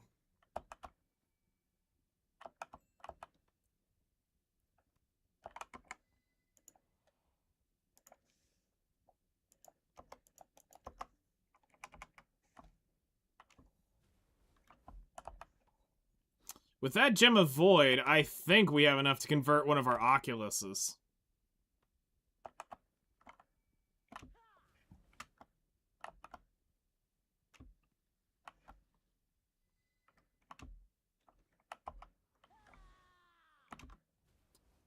People gatekeep? What do you mean?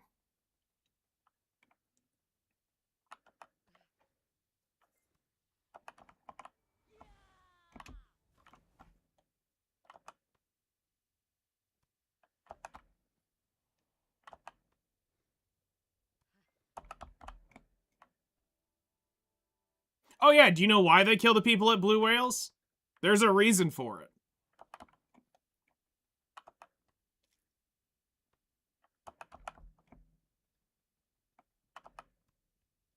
Like, I'm a part of the group, or was a part of the group that goes out. There's a reason for it. Do you know why people get killed at Blue Whales? Because it's very rare. It is very, very rare. But there is a reason for it.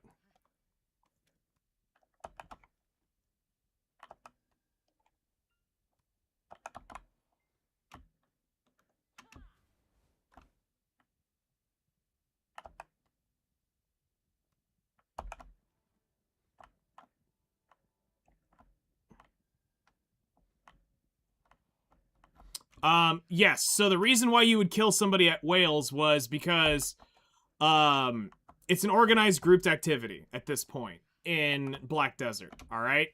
So, which server are you on again? I forgot.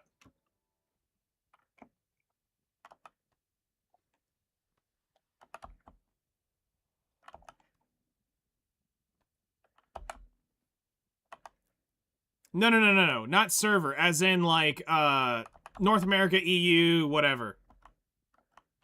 I'll tell you why in a second, Rock. I'll get to it as part of the point, so just give me a second. I'll cover it all. You're on North America. Okay. So here's why.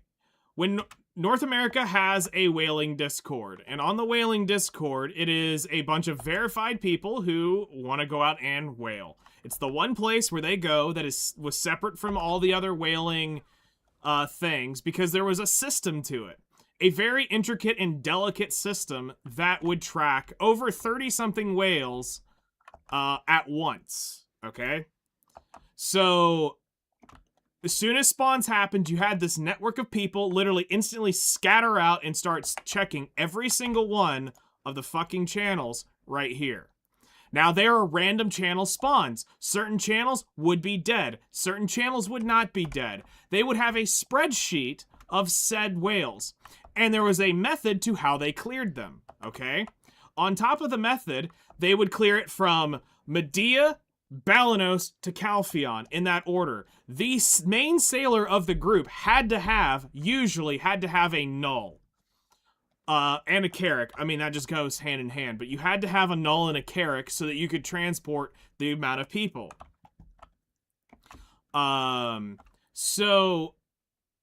When that would go out, everybody would go through, and you would get the channels, and you would scout out all the channels. And now, you would get people to come, you know, everybody would meet up at, basically, Ilya Island, or, and if you were late, you would meet up at, or you'd meet up in Valia. If not, you'd meet up at Ilya Island, and they'd take you out to the first whale spawn. When you have this organized group of players that you're looking at about 60, 70 whalers on one single carrack shooting, plus they had 3 support vessels normally at all times. They had one person who did not give a flying fuck, and they had a special, that had a special tag called a pirate tag on the Blue Whale Discord. These people were the people who would give 0 shits and instantly flag up and blow up any other ship that tried to grief. For a while, Nice Toes Bro would go around and grief the shit out of the whaling group. It would be countless times where they would end up forcing you to be on a level 49 alt so that Toes couldn't come out and grief it. They sank his ass so many times out there. Where they ended up bringing 4 physical pirates just to keep Toes from fucking with them. Because this is, you're looking at, 70 people trying to get on this random spawn, and one fuckhead is just trying to screw with it. Now, you ask, why do people kill, at blue whales? Here's why. It's not for shitheads like, Nice Toes Bro. It's actually for the retard that just randomly shows up on a random whale and starts sailing beside it, okay? So here's what happens. There is a distinct difference of aggro range where you do not get to a certain distance from it because it travels in a straight line. And what happens is if you get your boat too close to a blue whale, it breaches, which slows down the whaling thing. It makes it invulnerable for a specific time. If you do this correctly, you're going to get some astronomical amount of whale clears in a night. But if the thing's constantly breaching because a boat's getting too close, you have to sit at a certain distance. So now here's what happens. It's not just how it seems on the surface. We're in chat saying, pull your boat away and join the group. We have room. We'll make somebody else will make another group. At whales, you would always have somebody willing to drop group and start another one just to keep it going. Because you gotta think, there's a carrack with 70 fucking people on it shooting this thing. We could kill a whale in less than a minute. On like prime time, whales were getting shat on. And if you had shies doing shy buffs and everybody like playing their part, whales were fucking getting obliterated. And you had these 3 whales, and basically what you did is you would kill the whales, channel hop, kill the whales, channel hop, kill the whales, channel hop. Then you would region to the next, you'd move to the next region, kill the whales, channel hop, kill the whales, channel hop, kill the whales, channel hop. And you normally only killed the first and second spawns. You always saved the third spawns for the very end. And this is why somebody who had to have null was important. Is because a null user can go from fucking Calpheon to Serendi or to Medea before the despawn happens after tracking all the way across. A normal user on just a character like me, I could not go from Serendia or from the far Calpheon whale back to Medea on the spawn. Because of the despawn timer. So here's why people would get killed. They bring their other Carrick up next to it, and now it's starting to breach. You give them verbal warnings countless times and tell them, hey, back off, at least just back off. If you're not going to join our, come over to our boat, back off. You know, stay away. At least stay away from the whale. And they wouldn't, so what would happen? The main ship driver and one of the pirates would sail up, they'd go double side on them, fire, bang, they're melted. And they'd sink a ship right there on the spot. Now, because you've got 2 red ships, now you've got the other guys that are out there, they're now protecting them because now they're red while they're out carrying 70 fucking people on a Carrick. And yes, it will turn into a bloodbath if a pirate decides to roll up on them. So the support groups would come in and just absolutely fucking annihilate anybody who would get near one of the red Carracks. So it was about how the breaching system happened, and you didn't want a whale to breach. If a whale would breach, it slows the run down. And you would get, on average, you have 70 people making about 3 to 8 bill an hour and a half. Out there. So why did whales all of a sudden die? Rasholka coral. Because now you can craft a better pot without ever leaving the sea. There's no random spawn timer. You've got, you can do it whenever you want, and you can craft as many of them as you can, as long as you have the materials. That is what's killed whales. It is still a 5 billion silver hour grind if you go out there. But nobody wants to do it because why when you can go craft the mats? Makes sense then, but you guys at least say some shit that would have been... Oh no, they do. They normally give verbal warnings. They say, hey, stop breaching the whale. Drive further away from it. There was warnings. They don't normally just instant flag up and blow your ass up unless you're just known to be a troll. Then they'll sink the trolls. And they have a list. They had a list of all the different players that if they saw the name,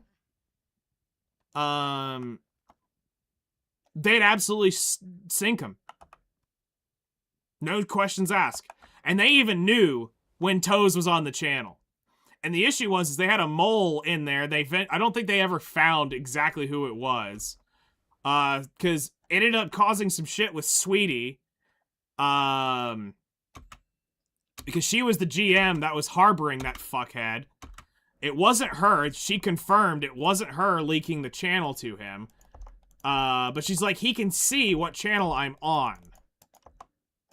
And then we're like, so then it got to a point where they were telling Sweetie she couldn't, she could probably not come out unless she got Toes under control. Your dad sometimes would try to go once. It depends. If you don't see it, because it can be in chat. It's normally in chat. They don't normally sync somebody. And I know most of the drivers, they normally didn't sync somebody. If it was truly somebody from the whale Discord, that was one of the actual main drivers, they give warnings. And it's normally pretty quick. It's 1 or 2 warnings, and if they don't back off, they will fucking drop your ship. Because it's time. You're slowing the run down, and they're trying to catch all these whales. Yeah, if you don't have like a dead window just to watch chat, you may not see it. But I promise you, from sitting on whales for hours and hours and hours on end, oh, they warn people. Oh, they warn people. Like, there's a reason. Like, look, there's a reason I have Whalen Sparrow here. Because that was my whale character. A perma 49 whale character that was juiced on every EXP and combat buff that you could use for whaling. She has and I'm not joking, she's got all the matchlock shit. It was full buff rotations, the whole 9 yards. That was the character I took out when we would whale, and I was normally in the 1 or 2 spot. When it would pop up the 5 parties, I was normally in party 1 or party 2. Because we fucking went hard. We had a shy that was a pocket shy. We had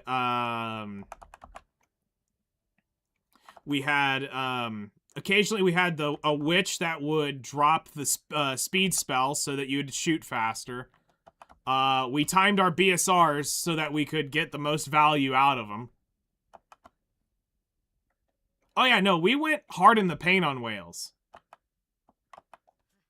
I can already imagine a pirate guild intentionally going out to disrupt whale runs. No, honestly, they wouldn't fuck with it because here's the issue. Half that guild was half the whalers were BDO Navy, and they wouldn't fuck with them. Normally. It was specifically Nice Toes Bro who just had a hard-on, and here's the thing. They almost got him permabanned. So, there was enough people on one night of the whales where it deliberately shows him, they caught it on camera, or on video, where they channel hop to the next whale, he immediately comes to the next whale. According to terms of service, if you channel hop once, they call it, a plausibility, that it's possible. But when they channel hopped again, and he showed up for a second time in a row, on the same group, that is classified as hard griefing, and they ended up giving him, after all of it was said and done, he got down to where it was if he got one more report of griefing, it was a perma-ban on his account. Now, just to tell you how big of a damn troll Toes was,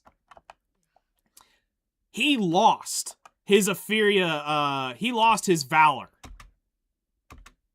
He was red, and they sank it, and it downgraded to a Caravel. Twice. That happened to him. In the time that I was whaling. So, he did not care when it came to going out and being a pirate on the sea. And then he ended up taking out other people's ships. He changed his name, by the way. I figured he would at this point.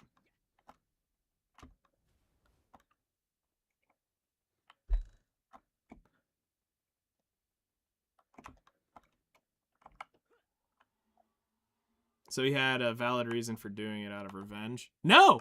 No. No, his ship downgrading was him being he was a perma-red player. He was a perma-red striker at the time. Or no, he was a Dracania right there at the end. And, yeah, he did it to be a dick. Because he also showed up at Rar and he had fucked with Rar too. He just hated hunters, specifically. It was the two major ones he showed up at were the hunting world boss, or the hunting boss stuff. So the ship sinking was just him being a dick trying to sink the ships. Had nothing to do with him getting revenge. It was just him being a dick.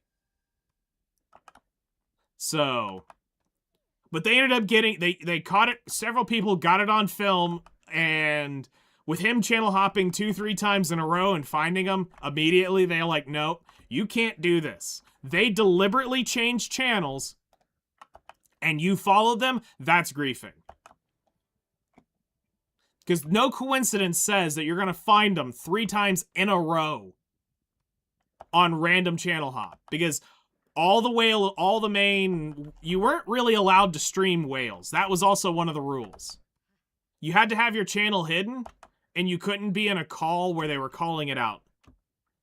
You had to hide your streams when you were whaling.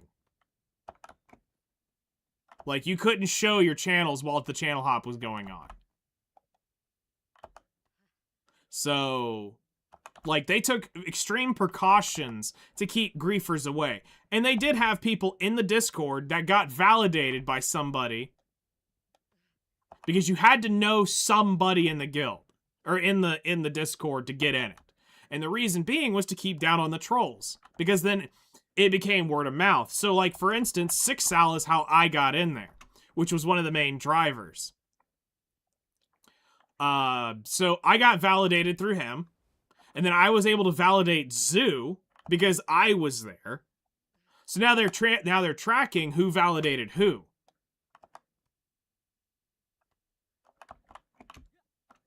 So when somebody goes and there's an issue, let's say I started trolling, well, now Six Sal's at the helm for that one.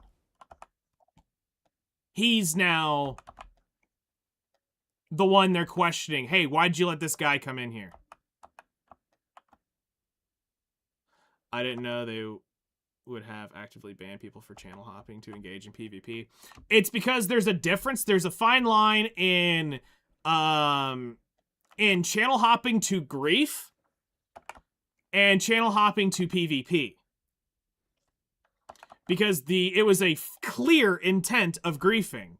Because they're out doing whales. He comes out from nowhere and starts blowing everybody up. He's not trying to engage in whales. He just comes out of nowhere and jumps straight on the boat and starts annihilating. I mean, you just saw instantly people get leveled when he hit the boat. Well, channel hopping, if they find somebody, sure. But that's because you're at a grind spot. But we're talking about anywhere out here in the fucking ocean. Because you gotta remember, whales would spawn out up in here. So the farthest whale would be travel in this route up in here. Then you had one up in here. And then the other Serendio one was like down over in here. You get over here into the Balanos region. There was 3 out in here. And then the Calpheon ones were like, one was over here, one was down over here, and one's up over here. Or over here. It's one of it's over in here. So you're talking about a pretty wide-ass area, and you instantly get on top of their ass 3 times in a row. Yeah. PvP, the act of engaging in PvP is one thing. They don't shun that. It's the consistent channel hopping and griefing somebody who has no intent of fighting you back.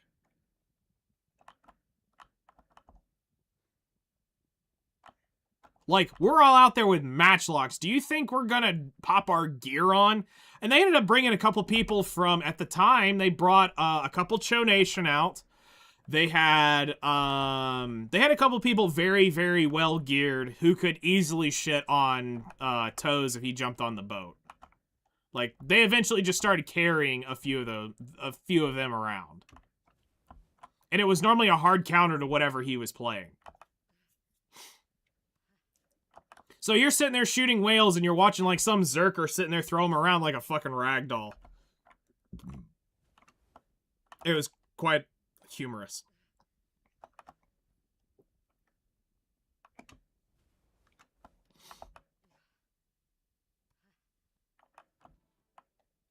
Put some players in jails for getting me so much a few times. I just because I was trying to PvE. Yeah. But the jail system's a whole other thing. That mechanic is long gone.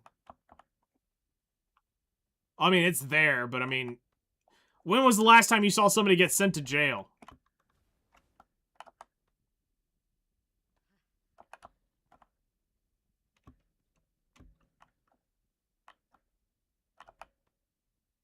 I'm guessing if you weren't interested in PvP, engaging in PvP, you were in Arsha, they wouldn't care. Yeah, if you're on Arsha, nobody's gonna give a shit.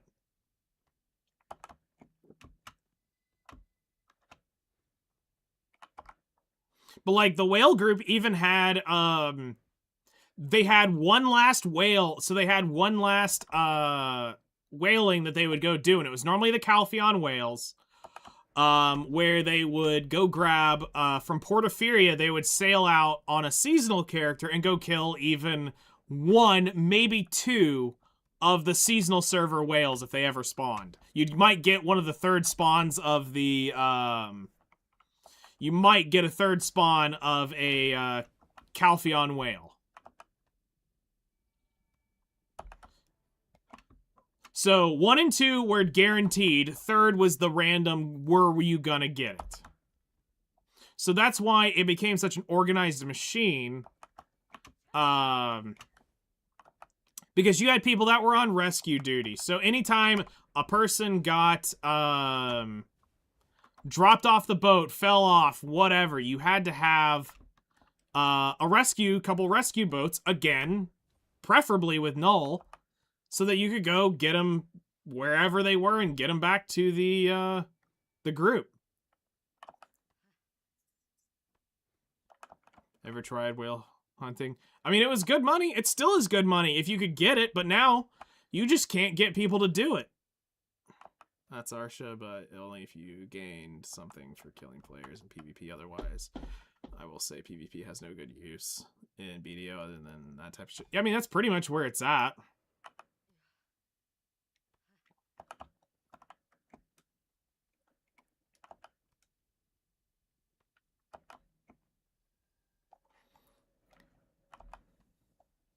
But BDO used to be a spicier game fucking 8 years ago.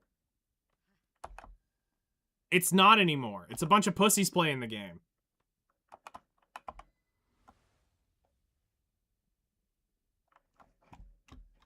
Like, the amount of Vagisil in this game is insane.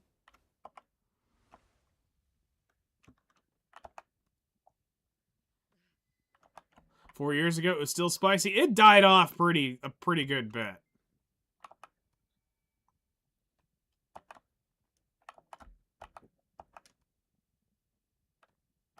It died off a good bit.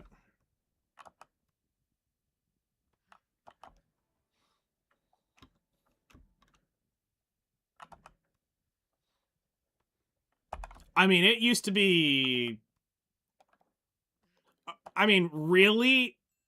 Back when we had the 3 servers, it was a lot spicier. Because then you knew if you were an Eden player, that's where the PvP was. That was where all the sweats were. If you were on Orwin Uno, you were a pussy or an RPer. If you were on Orwin, you were probably an RPer. If you were on Uno, you were a pussy. Eden is where all the PvPers were.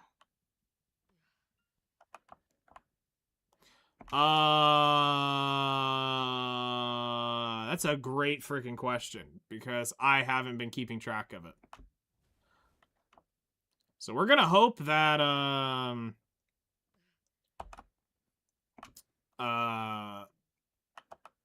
we can kind of figure that out. I've been streaming for 2 hours and 13 minutes. It was definitely pure PvP'd back in the day. Yep. I've seen my name read many a times.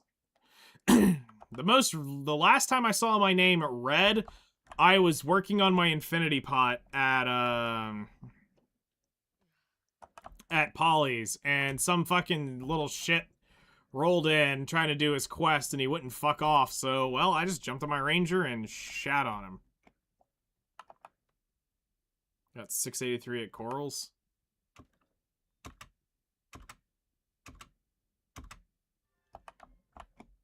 I'm going to call it quits right here at the end of this, because I've only got 19 energy. I'm not going to go around on 19. So I'm going to grab all the ones like right here, and then I'll be done, and we'll look at how many Fairy's Breath I have in my storage. I'm 24, 2500 mastery, in that range.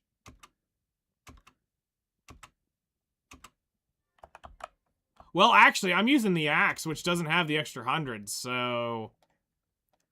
Because I don't have every tool pen. I only have my hoe and my I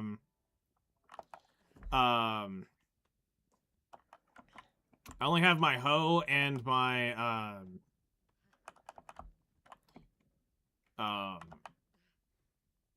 fluid collector pen.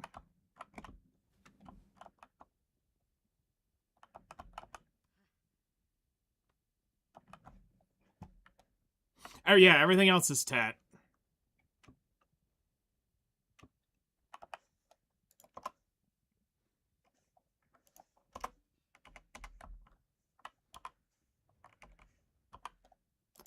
All right, let's turn this in.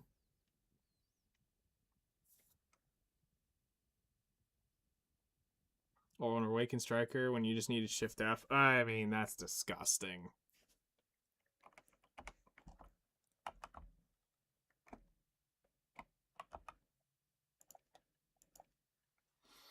All right, so in the roughly 2 hours-ish, as long as I haven't gathered, I got 1,800.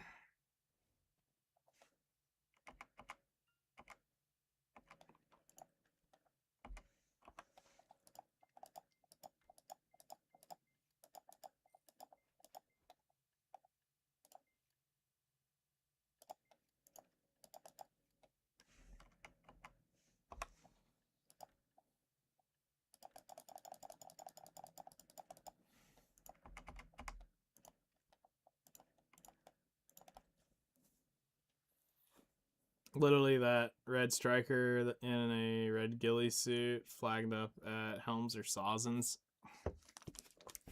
Terrible person.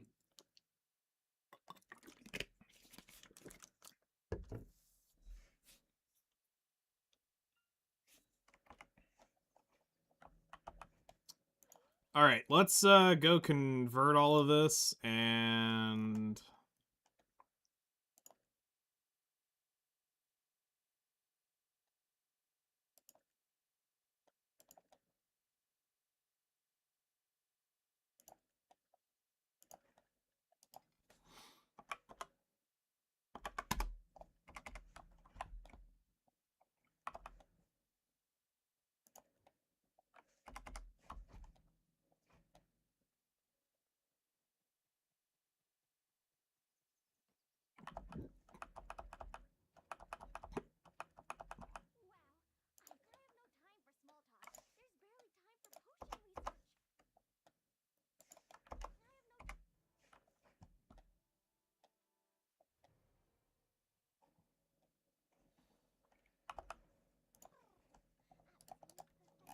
all right, on the latest episode of Will This Fuck Me Over, brought to you by This Game is Bullshit.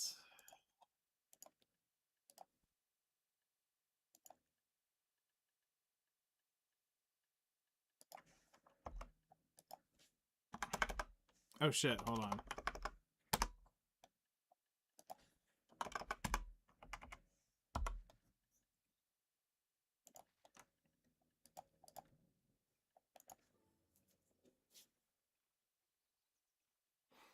No longer killing people on a consistent bias.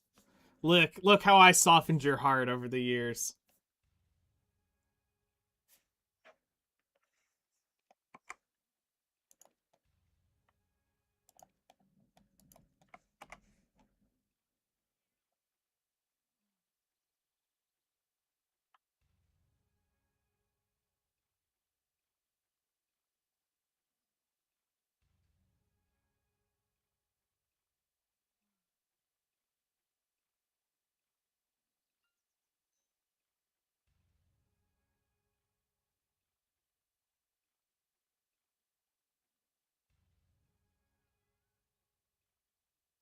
Yep, all in the name of an alchemy stone to going up for the shits and giggles. I'm about halfway there on getting the resplendent.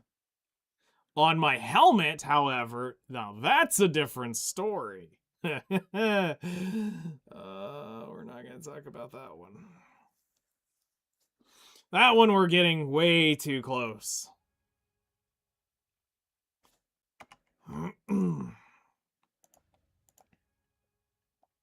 39 out of 50. Destruction.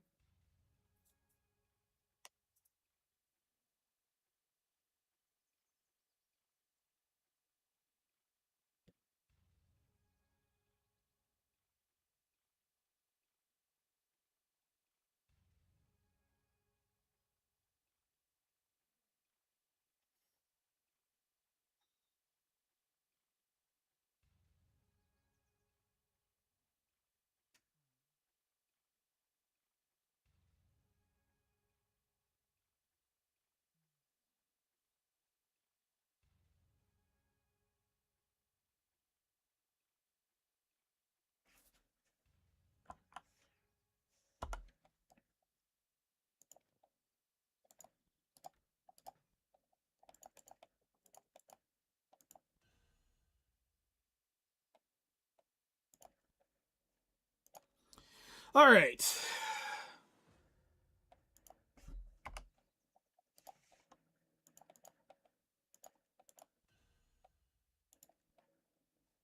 So we're 11 of 30 on this one.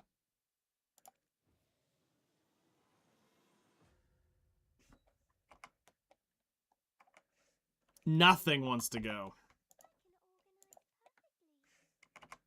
Go ahead and polish it up while I'm here.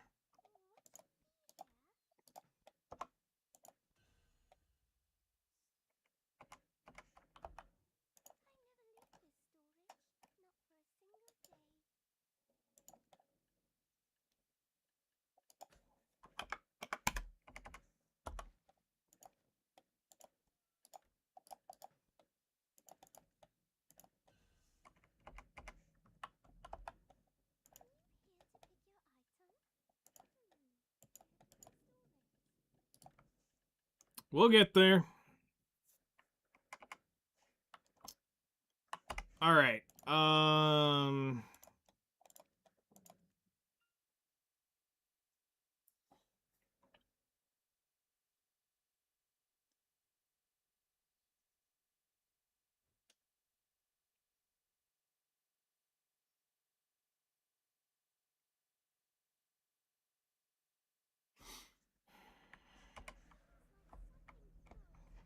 All right, so here's my stupid thing of the day. We'll do it on this end, and this way the pain is over with by tonight.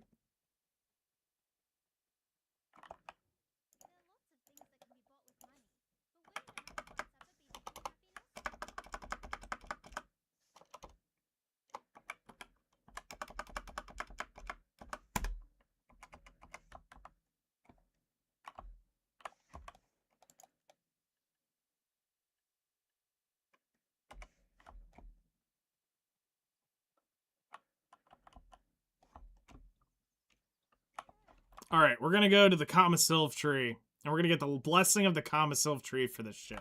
Hold on, let's make sure that one, we have the crons. I don't think we do. Yeah, I need to go buy some.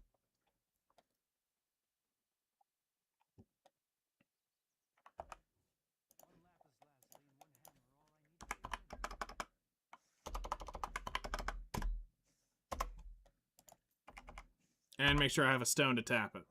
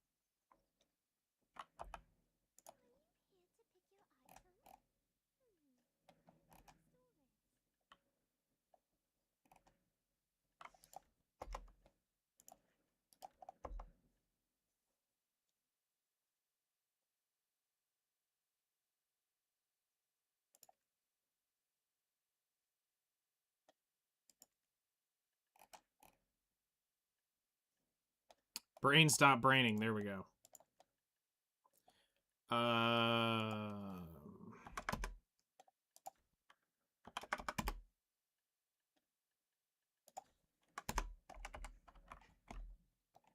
Alright, these are gonna be blessed by the holy Kamasilf tree, and it's gonna just fucking go.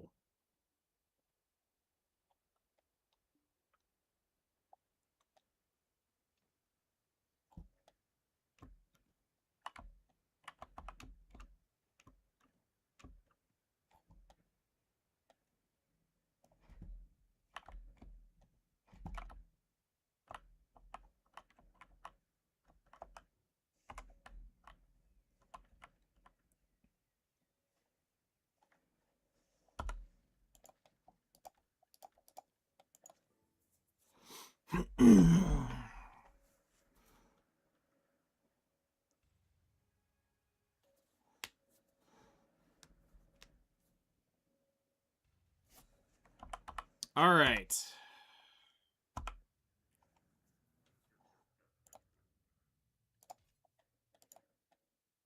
For tap number 40.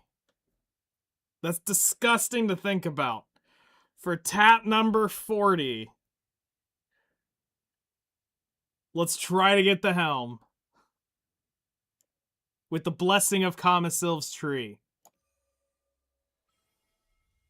Is today the day? Not on that tap. Oh my god.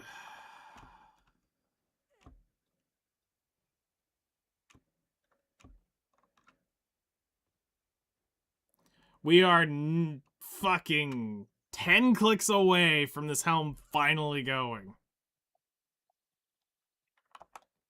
And I don't know how I feel about it.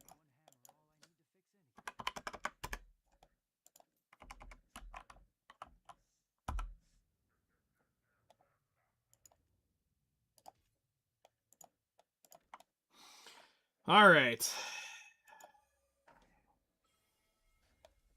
7% chance, by the way.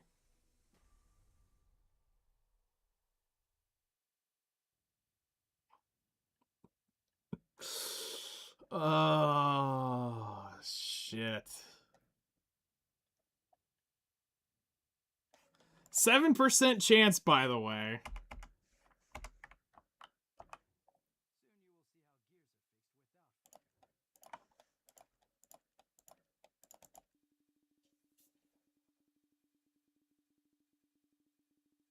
Oh, yeah.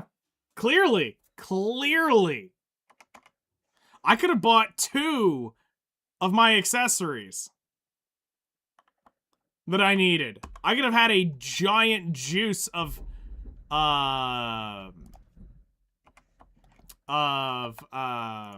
shit. But like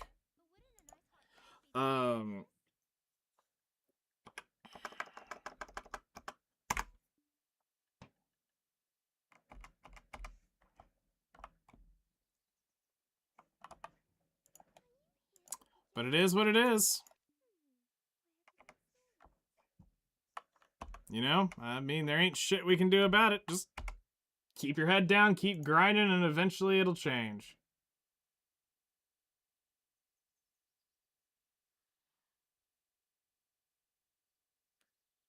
Yeah. Like, it's kind of brutal.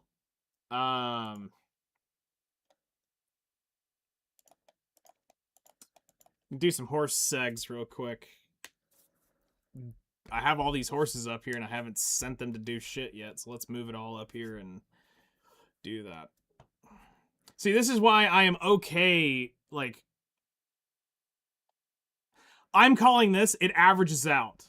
Because I tapped everything else, every single one of them, less than 5 taps. Yeah, they need to lower the aggros. Some. On some of this. It shouldn't be double the cost to guarantee it. It should be whatever max market value is times like 25%. 30%, but not full on double the investment.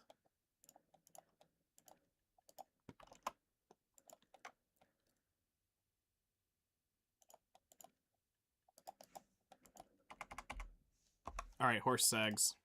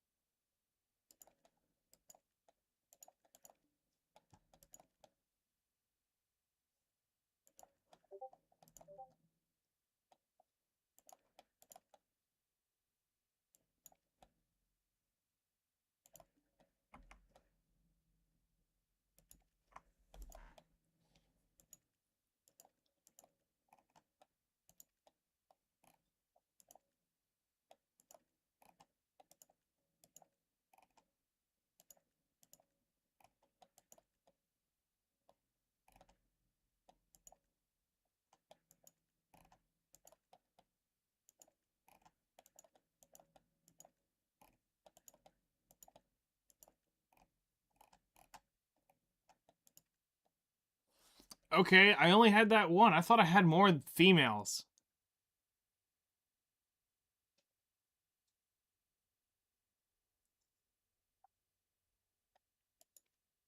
I might be training the females. That's probably why. Whatever.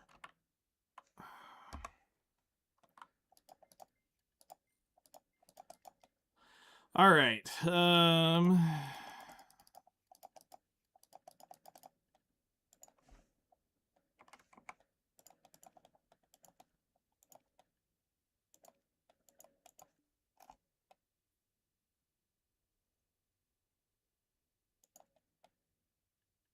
Yeah, so Flowers of Oblivion definitely aren't going to run out of those anytime soon.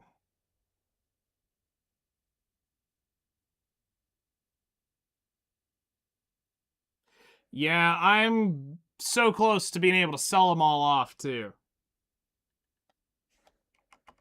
I am so close to being able to sell all of mine off.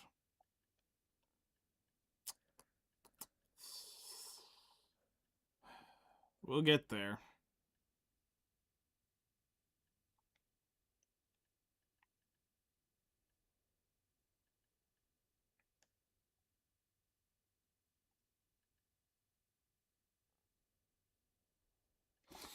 Oh.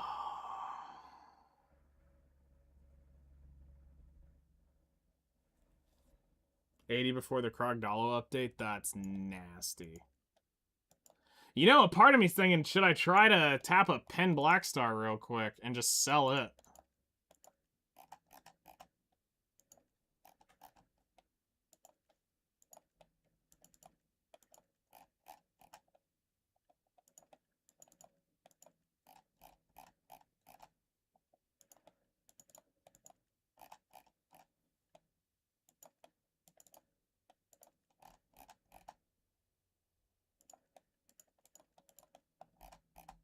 Most of them are at Pen. That's fucking wild.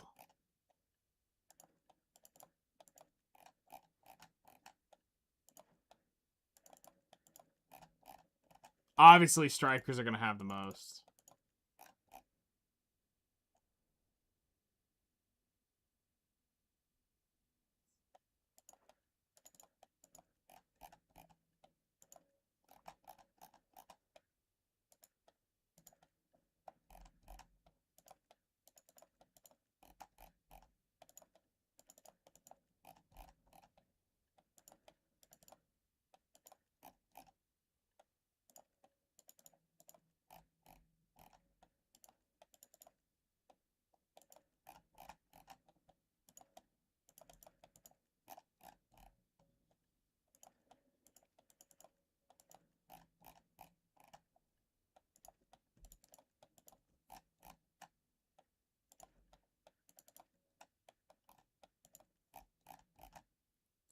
Damn.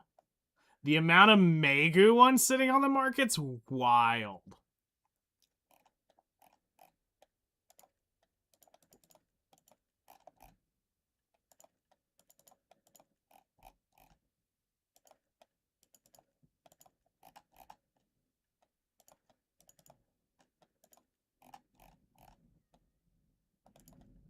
But yeah, all of them are basically at 10.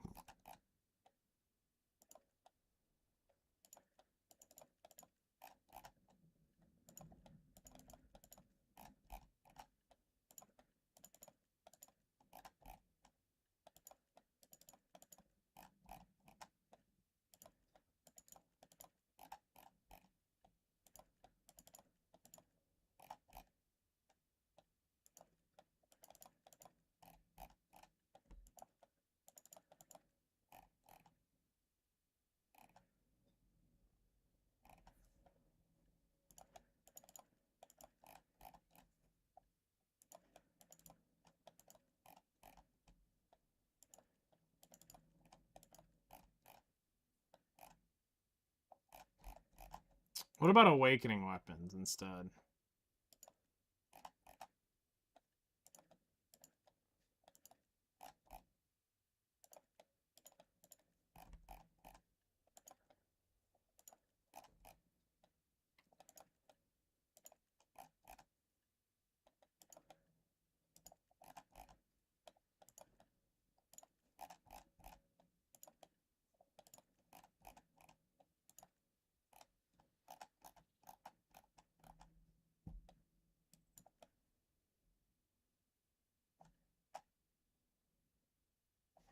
I mean, but that's the issue is, okay, so here's the math. Here's the real math on it.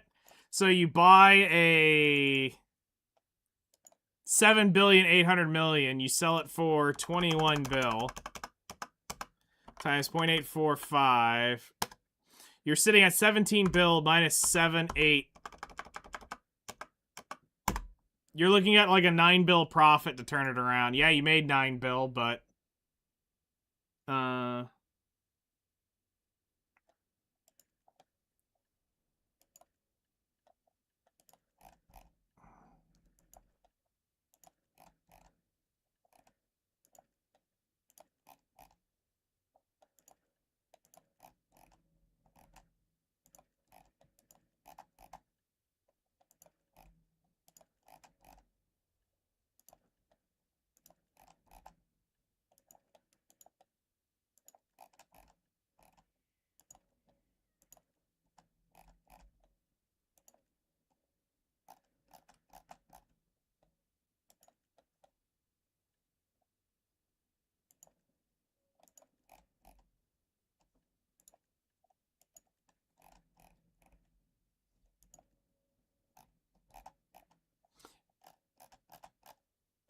none of them are sitting to pre-order, so it's like you don't really want to get into it.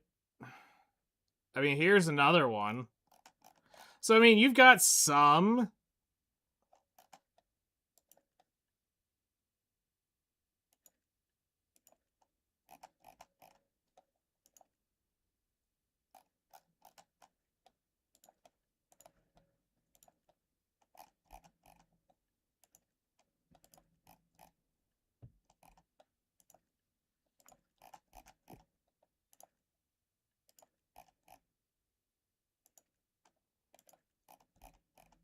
But most of them, if they are,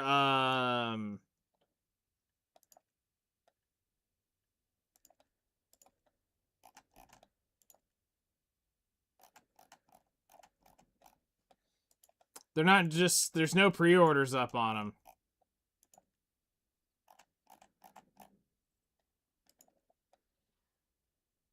So